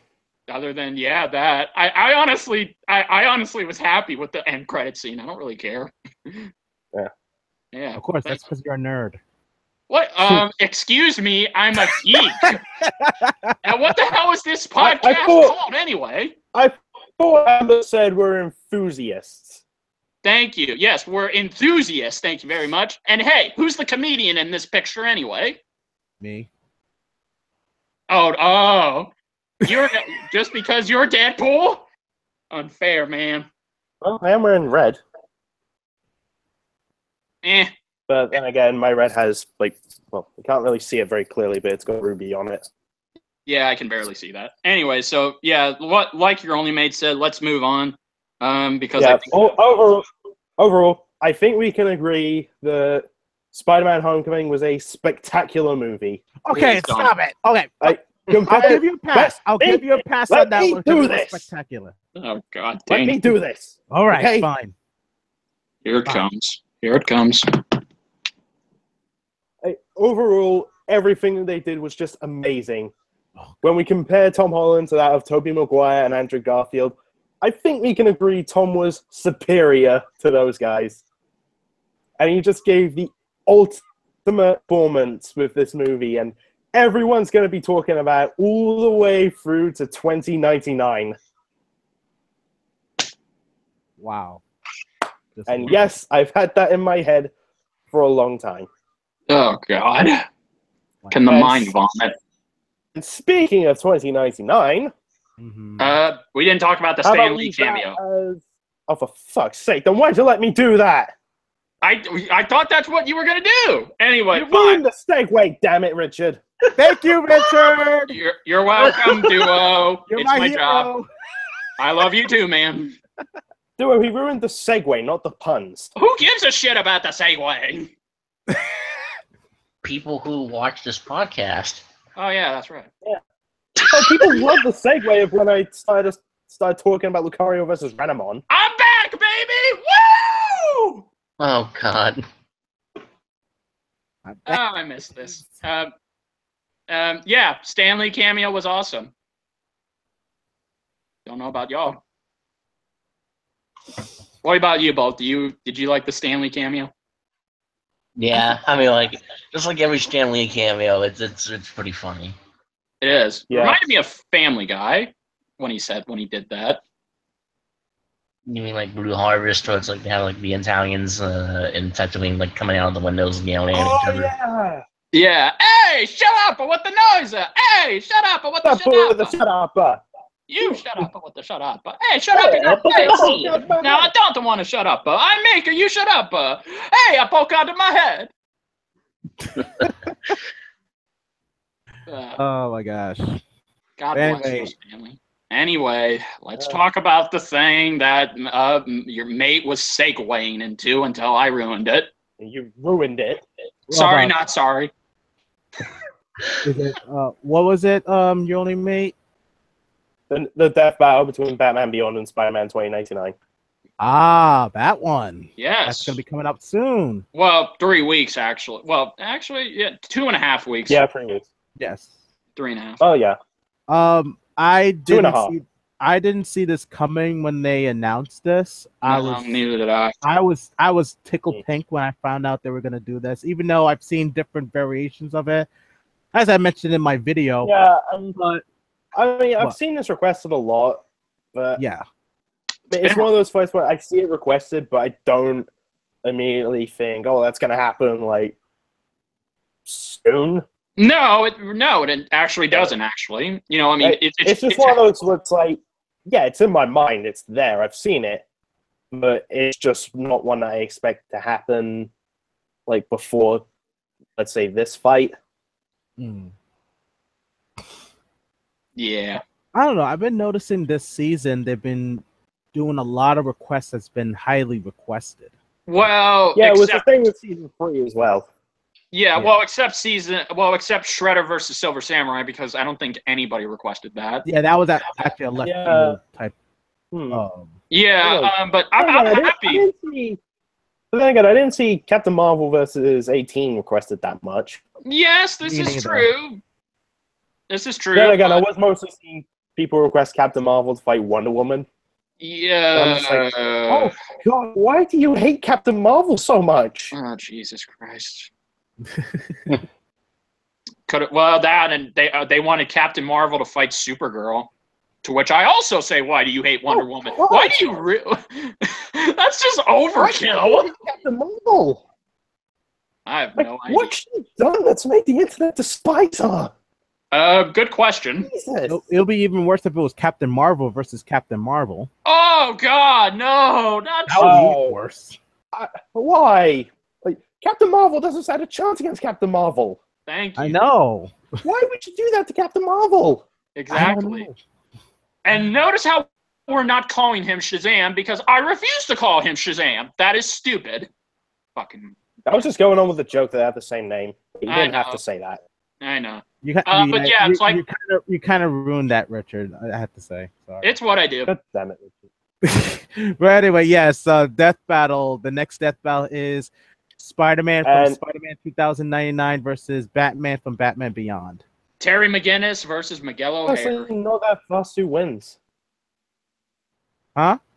I'm not that fussed who wins. Like, honestly, back when Batman vs. Spider-Man was coming out, like, I absolutely wanted Spider-Man to win that, and of course you did. Because of everything I knew about both of them, I pretty much knew Spider-Man was going to win. You really didn't. Can you really say you knew a lot about Batman, though? I knew my fair share. Fair enough. But enough to get by and the basics and say, yeah, Spider-Man would absolutely win that fight. Yeah, it's fair enough. I wanted Batman to win at first, but I knew Spider-Man was going to win. There was literally, because again, it's Peter Parker, for God's sakes. Right. But here's the thing, I actually had that debate with a cousin of mine. She said Batman would win, and I said Spider-Man would win. And then not long after that, like, the death battle got announced. And I was like, please prove me right. Yeah. But here's the thing, though. People are thinking that lightning's going to strike twice. That they think that Spider-Man from Spider-Man 2099 is going to be Batman from Batman Beyond. But I'm like, go ahead. What they use. Right. And I was like telling people, you do know that the Spider-Man in the future is not Peter Parker, and the Batman in the future is not Bruce Wayne. Plus, Batman from Batman Beyond has a lot of high-tech gear, while Spider-Man from Spider-Man 2099 may have the similar powers as the original Spider-Man, but he doesn't have the spider sense. Well, keyword being similar, because it's not exactly, again, Jaru is working on that, but I can't really say that Spider-Man 2099 is identical to Peter Parker. You know? Speaking of Jaru, like, for his sake, I hope the season finale is something that's relatively easy for him to do. Well, we'll get to that. You just want him to watch Ruby. I wasn't actually going to reference that, Richard. But yes, I would like for him to give it a watch. Hell, Max wants him to give it a watch. I know. But yeah, so it's like we've all been saying, you know, like nobody expected this, but I do not like on how people are automatically jumping to that conclusion. Oh, well, it's a future Peter Parker, so automatically he's going to win. Yeah. And then you've got those people that operate by tinfoil hat theory, which I think is stupid, saying, oh, they're just doing this to appease the people that got pissed when Batman died to Spider-Man. It has nothing to do with that. This is just a coincidence to that. That's the thing. It's nothing but a giant coincidence. But the thing is, it's not Bruce Wayne. It's Terry McGinnis. And even it's not Peter Parker. It's Miguel O'Hara. Yeah, and Miguel O'Hare is completely different to Peter Parker in every sense of the word. I mean, Actually, could you imagine if that's the reason why the fight starts? Is because Batman Beyond is trying to avenge Bruce Wayne, and he just knows Spider-Man did it, and he fights Spider-Man 2099. I like that. I like that. Please, That's good. Well, what That's took him so a long? great storyline right there. Well, wouldn't that be kind of weird though? Because I mean, don't get me wrong, I like that, but wouldn't that mean that Spider-Man and Batman fought in the future? And that's because you do. no, Because it could be like way down. It could be like later down the line. Also, keep in mind, like, didn't you tell me that Batman Beyond is from like 2030? 2030, pretty much. So And Spider-Man 2099 is from 2099. Yeah, so if they were to cross over, it would make sense. But if Peter Parker, but if Terry actually aged in Spider-Man Yeah, so 2099 I'm just saying, when we try and question timelines, it gets weird. yeah, exactly. So, me and my brother were huge Batman Beyond fans. We're excited, but I'm just going to say this right now. I've been requesting this Would for a you long say you're time. beyond excited for this? Oh Yes. God! Oh, God. Yes, I am. I'll humor you. But You're kidding me. I am.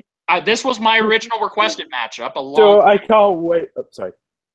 This was my original requested matchup a long time ago before it still was in the back of my mind, but I just didn't think maybe they're just waiting for something important to happen to do this matchup because there's really nothing this is going to be one of those death battles where, okay, well, the only thing that's going on for Batman Beyond is his comics, whereas Spider-Man 2099, there's nothing going on for him. So, I'm excited. I am. I'm very excited, and I'm rooting for Batman Beyond. I do believe he could win. Why is they always call him Batman Beyond? It's call him Batman Beyond. Like, seriously. Like, in the cartoon, did they call him Batman Beyond? No, but I mean, the title is No, but Batman like when Beyond. you say like Batman, then like everyone's gonna just like assume you're talking about Bruce Wayne. Exactly, yeah. If you say Batman for Batman Beyond and be clear about it, but then just say, oh, it's Batman Beyond. Like, he was never called I don't know. I guess I'm being... Okay, fine. I'll call him Terry. Okay, fine. Okay. And then everyone Let's calls confuse Spider-Man Terry Bogard. Spider-Man. Well, okay, well then we Call might him as well just... Miguel Spider-Man. Yeah, well, Yeah, yes, I'm being anal, okay? So be quiet. it's all right. It's all right. But yeah, But not in the gay way. Yeah. No one said anything, okay? Okay. Yeah. No one's judging you. Anyway, so yeah, It's I all think now. Terry could win. Sorry, mate. Go ahead.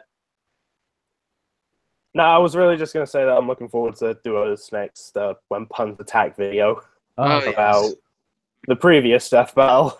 Yeah. Yeah, that's in the works right now. Yeah. But what about you, Bolt? What do you think about the next one? I generally think that Terry's going to win, but there is like different Batman Beyond suits. I don't know if they're gonna go with the one. I mean, like I assume they're gonna go with the one from the animated series of Batman Beyond. Even though it was like there's a different one that's in Arkham Knight that is a reference to like the newest comics and everything, but mostly I think that Terry's gonna win because like he does have like the most more gadgets I believe than Spider-Man 2099. He's like he's not like a rookie. I think like he's more like experienced In his own way, yeah. in his own way. Plus, in the original Batman vs. Spider-Man, one of the main factors in the verdict was the Spidey sense. Like, that's what gave Spider-Man the win. Spider-Man 2099 doesn't have that, and you can argue that if Peter Parker didn't have that, then Batman might have been able to win. Very true, very true. But here's the thing, though. I mean, and for people who are just going for Miguel because he's Spider-Man, again, that's very wrong because that shows you don't know your facts. But hey, this is the internet after all. Again, there are some theories that I have that Death Battle could use as to why Terry would win, but my brother's got a good point because Terry does have different costumes, and they're more or less the same on his modern one. They give him superpowers, so we'll see. Right. Yeah. I'm just gonna go into this like just good either way and look forward to what the season finale is gonna be. I hope it's big. I hope it's big. I'm kind of hoping it's and I do mean big. As in, basically you don't want another Deadpool versus Pinkie Pie. Hey, I like that one. I did like that. I liked it too. I'm just saying, but compared to stuff like Goku versus Superman and Pokemon versus Digimon, what they can't have a guy in a red suit who heals versus a pony who can break literally anything she wants. I'm saying that Deadpool and Pinkie Pie isn't exactly like a big rivalry. No, that was just the mess with people's minds. Seems that they both break the fourth wall. So yeah, no. I thought it was a great way to end it. Thank you. That's just me. Yeah, I'm hoping it's big too. I'm with Maid and Duo. You know, I mean, regardless if it's a certain orange monkey. No. What orange? None of that. The one behind you. Shame on you. Yes, that orange monkey. Anyway, it's gonna happen. You say, like your only mate says, everyone, it's inevitable. Anyway, as I was trying to say, I kind of really want it to be Mario vs. Sonic remastered. It could be. It could happen, but I know that's really requested. And Mario vs. Sonic is like a big rivalry and debate. Also, we had Mario Odyssey and Sonic Forces, and Sonic Mania this year. Mm-hmm. So there's a lot of hype around the series again. It's literally right there. Even if they don't do it, they're probably going to drop the ball with it. So, you know, I'm hoping it's Virgil versus Sephiroth. I really want to see that. Jaro wants that too. Yeah, you know what I mean. Also, I'm gonna sound like a bad person for this, but power through it.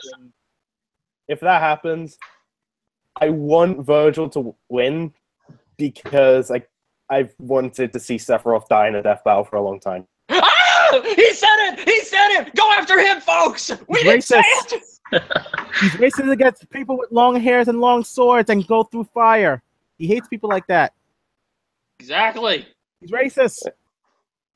No, it's kind of like how Jaru wanted to see Naruto die. It's because ever since fanboys freaked out over the...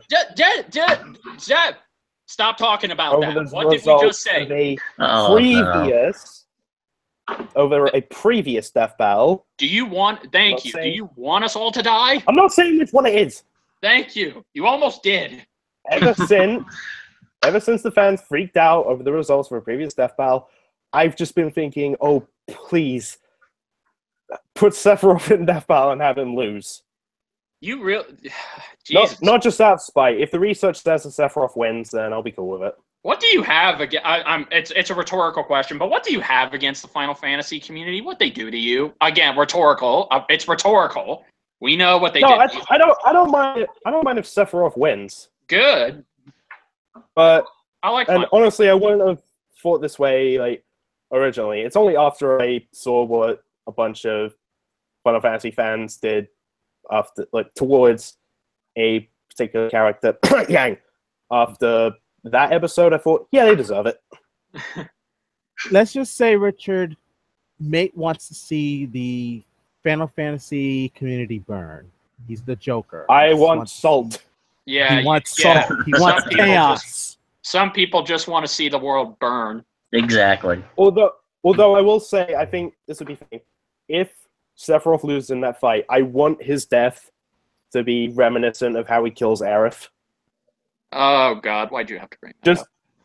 Just have Virgil stab him in the back, but to start off. Wow, no. And no.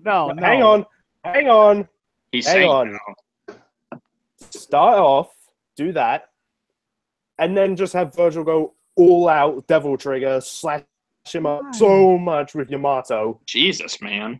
Put it away, and then just everything about Sephiroth just explodes. That's just mean. Thank you. That is Oh, come on, that would be awesome. They See have him Torian get killed animate the same that. way he killed Eris, man. Come on, that's mean. Hey. I'm pretty sure a lot of people would see that and think, payback, bitch! Can you prove that? Well, I've heard there are Final Fantasy fans trying to make theories about Aerith could still come back to this day. Oh Because they God! were really heartbroken when Sephiroth did that. Speaking of that, I heard people were saying there is a code in Final Fantasy VII where you can get Eris back, and I'm like, no, she's dead. She dead. did. What's wrong with you? I see Like- you. She's like one. the- She's one with the life. She's one with the life stream. She dead. She ain't coming back. Oh God, I don't know if you guys remember this. When they were building up to the reveal of Link versus Cloud, they announced Cloud first. And they were teasing his opponent, and in the reveal, they had the silhouette, and then they reveal it's Aerith, and they just have that scene where Cloud just is out of body, and she just sinks into the live stream, and then the KO comes up. And then they're like, oops, wait, wrong fight. And then they announce Link. Nice. Oh, we. I came across that a while back. I was like, oh God. And you were worried I would take us off topic? We're talking about Death Battle right now, so. That's true.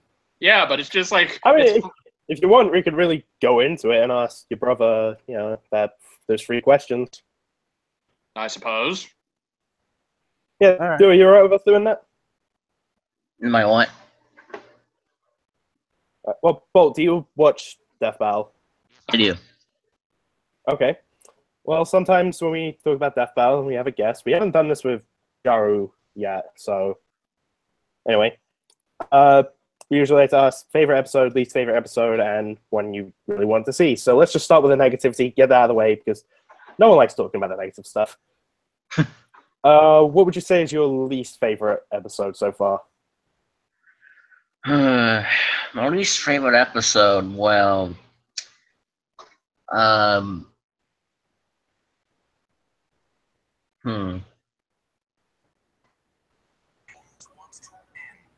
If you can't think of it, do you want to just go to favorite? Yeah, I don't like. I can't think of one.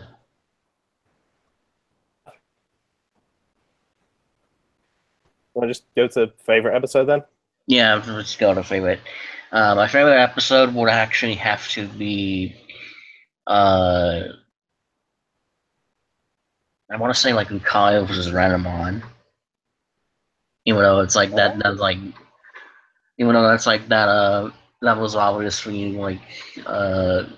They obviously like made it to where it's like it would be fair and everything. Yeah, some people were mad that they didn't have trainers and tamers in that fight. Just like, really? If that happens, we already know that Renamon's going to win.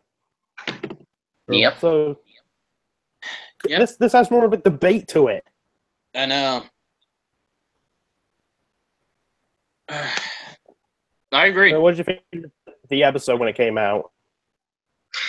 I honestly felt like I'm really like an animation nerd because like I like animation, and I thought the animation was like really good in this fight.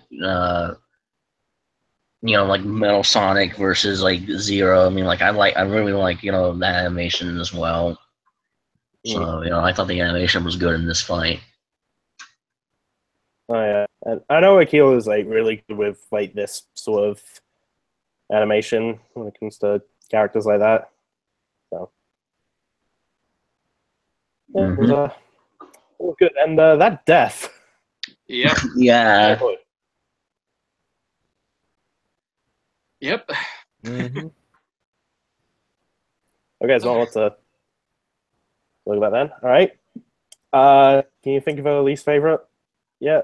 Well, I have to say it's like it's probably Raiden versus Thor because like, really? Because I knew that like Raiden was gonna lose because I know like Thor's hammer can like be charged with electricity, so it's all like technically like it's over before it even begins. Yeah, I mean, they have constantly said it's like one of the most one-sided fights they've ever done, but I mean, the reason why they did it was because, well, they're both gods of thunder. Yeah. Impressed a lot, so yeah, they had to do it, but going into it, they knew it was one-sided. And I remember hearing throughout the research process, they just felt more and more sorry for Raiden. Yeah. Like, looking through feats, like he's gonna have something that will help. But, no. So I do like how they touched on it in Thor vs. Wonder Woman. Okay, why do we put this guy up against Raiden again? Yeah.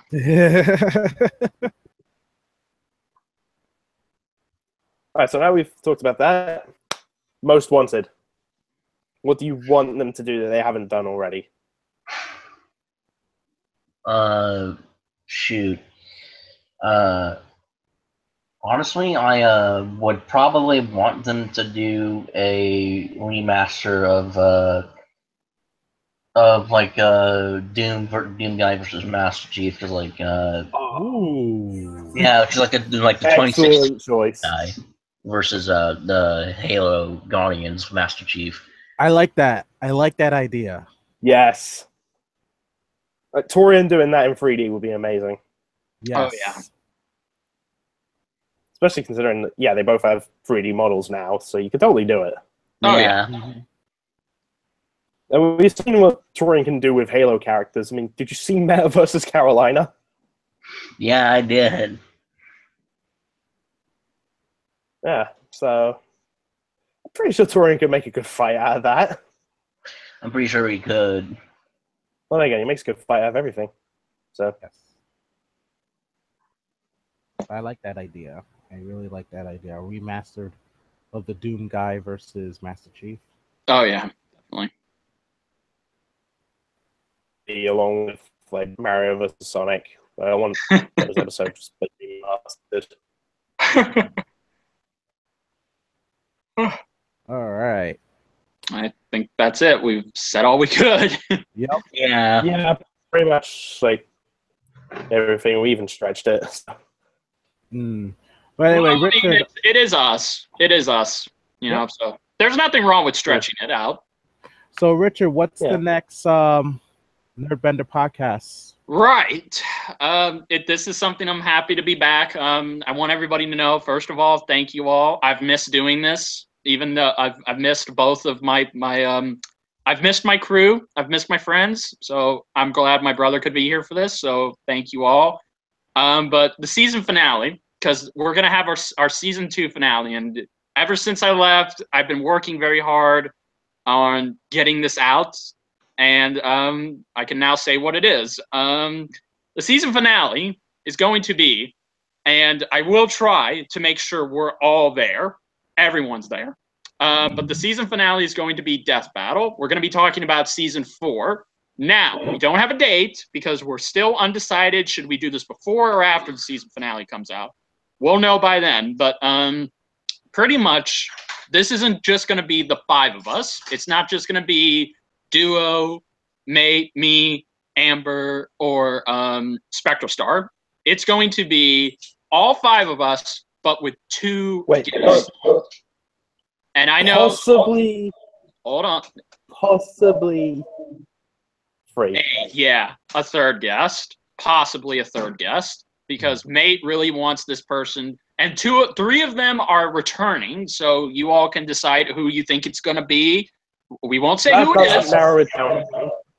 Yeah, but if this 3rd guest can't join us, it'll just be 7 of us. So it's going to be a 7 or 8 podcast this time. So yeah, this is our biggest season finale and our biggest episode ever. And everybody, please hope to God that we're all there, because I want us all to be there. Hangouts can handle it. Yes, so we're hoping everyone can make it, and we're hoping that we want a Christmas miracle. This is basically what I'm asking for. By some Christmas miracle, I hope we can all be there and we can all do this. So it's just a dream, but hopefully it becomes a reality. Yes. Cool. That's it. That's the next that's going to be the season finale. And then after that, we And take 1 month. it's also going to be pre-recorded and on my channel. Yes, it will be. So Your Only Mate's going to be putting a lot of hard. Editing, music. Your Only Mate is going to be putting a lot of hard work and effort into it to make it look fancy. So please, everyone, go support him, and whenever that happens. So yeah, after that, we take a 1 month. I already have that pre-recorded sponsor joke. Yeah. Ready. So, I recorded it, but I know what I'm gonna have it be. Yeah. So then after that, folks, that's it. Season 3 begins next year. So we hope you all get to tune into the season finale, and we're all excited for it. Yes. Do we tease something else that may be coming?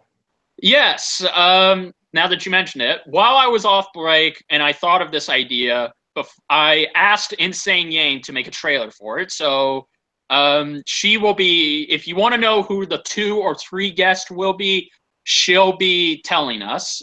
She'll be showing it to you all on her channel. So I'm sure. We don't have a confirmed date for either the podcast or the trailer. So once we get that sorted out, then we can get the ball rolling. Yep. So exactly. So expect to hear something. Expect to see that on her channel and a release date and all of the guests by the end of November. Yep. And that's about it. I will be talking to the third possible guest this soon, upcoming Monday, and I will. Yeah, and I will check with them. I'm not saying if it's a he or she, to see if they can make it. Exactly. But yeah, guys, this is it. This is the big one. So Thank you all so much, and we're happy. I'm happy to be back. I've missed this, and I can't wait for you guys to see what we have in store for the season finale, because this is our Christmas present to you guys, for you guys giving us such a great season 2. Yes. Yeah. So.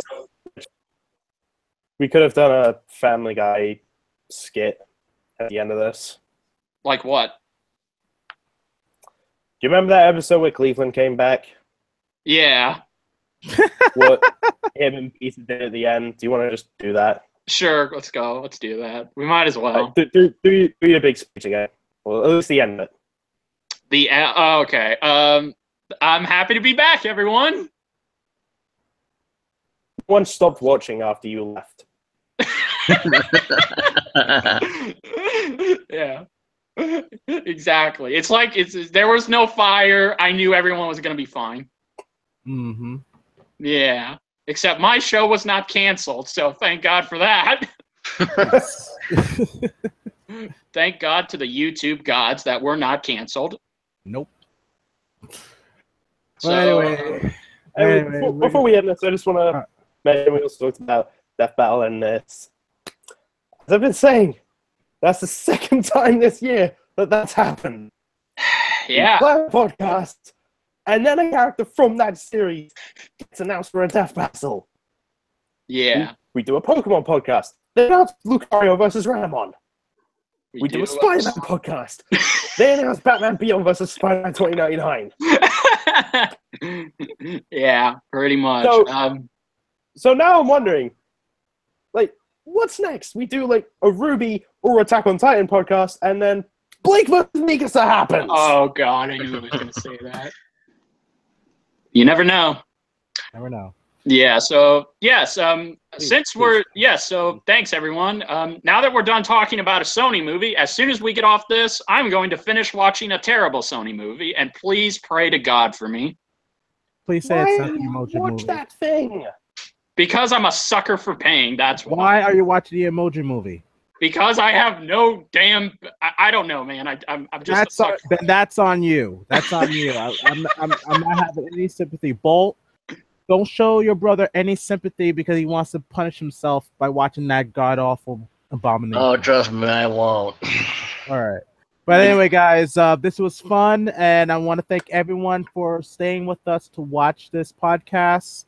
And I want to thank Bolt for joining us in this podcast. We hope to see you again. Yep. And my dog is barking. All right. So anyway, this is Do a Dreamer, and I'm gonna say always dream big. This is the black-haired Richard Korra Kenobi saying, "May the force be with you all." To go with what I've been saying throughout this podcast, have a wonderful day. Oh, Jesus. The pun strikes again. Hey, Hey, at least you're not cutting me off whilst I'm in the middle of saying it. Mm-hmm. You got to I admit, still you remember missed you me. doing that when we did Amber's initiation. I know. All right. And Bolt, you want to sign yourself off? I know you don't have a catchphrase. I don't have a catchphrase, but yeah, this is Bolt, aka Richard Korra Kenobi's brother, signing out. All right.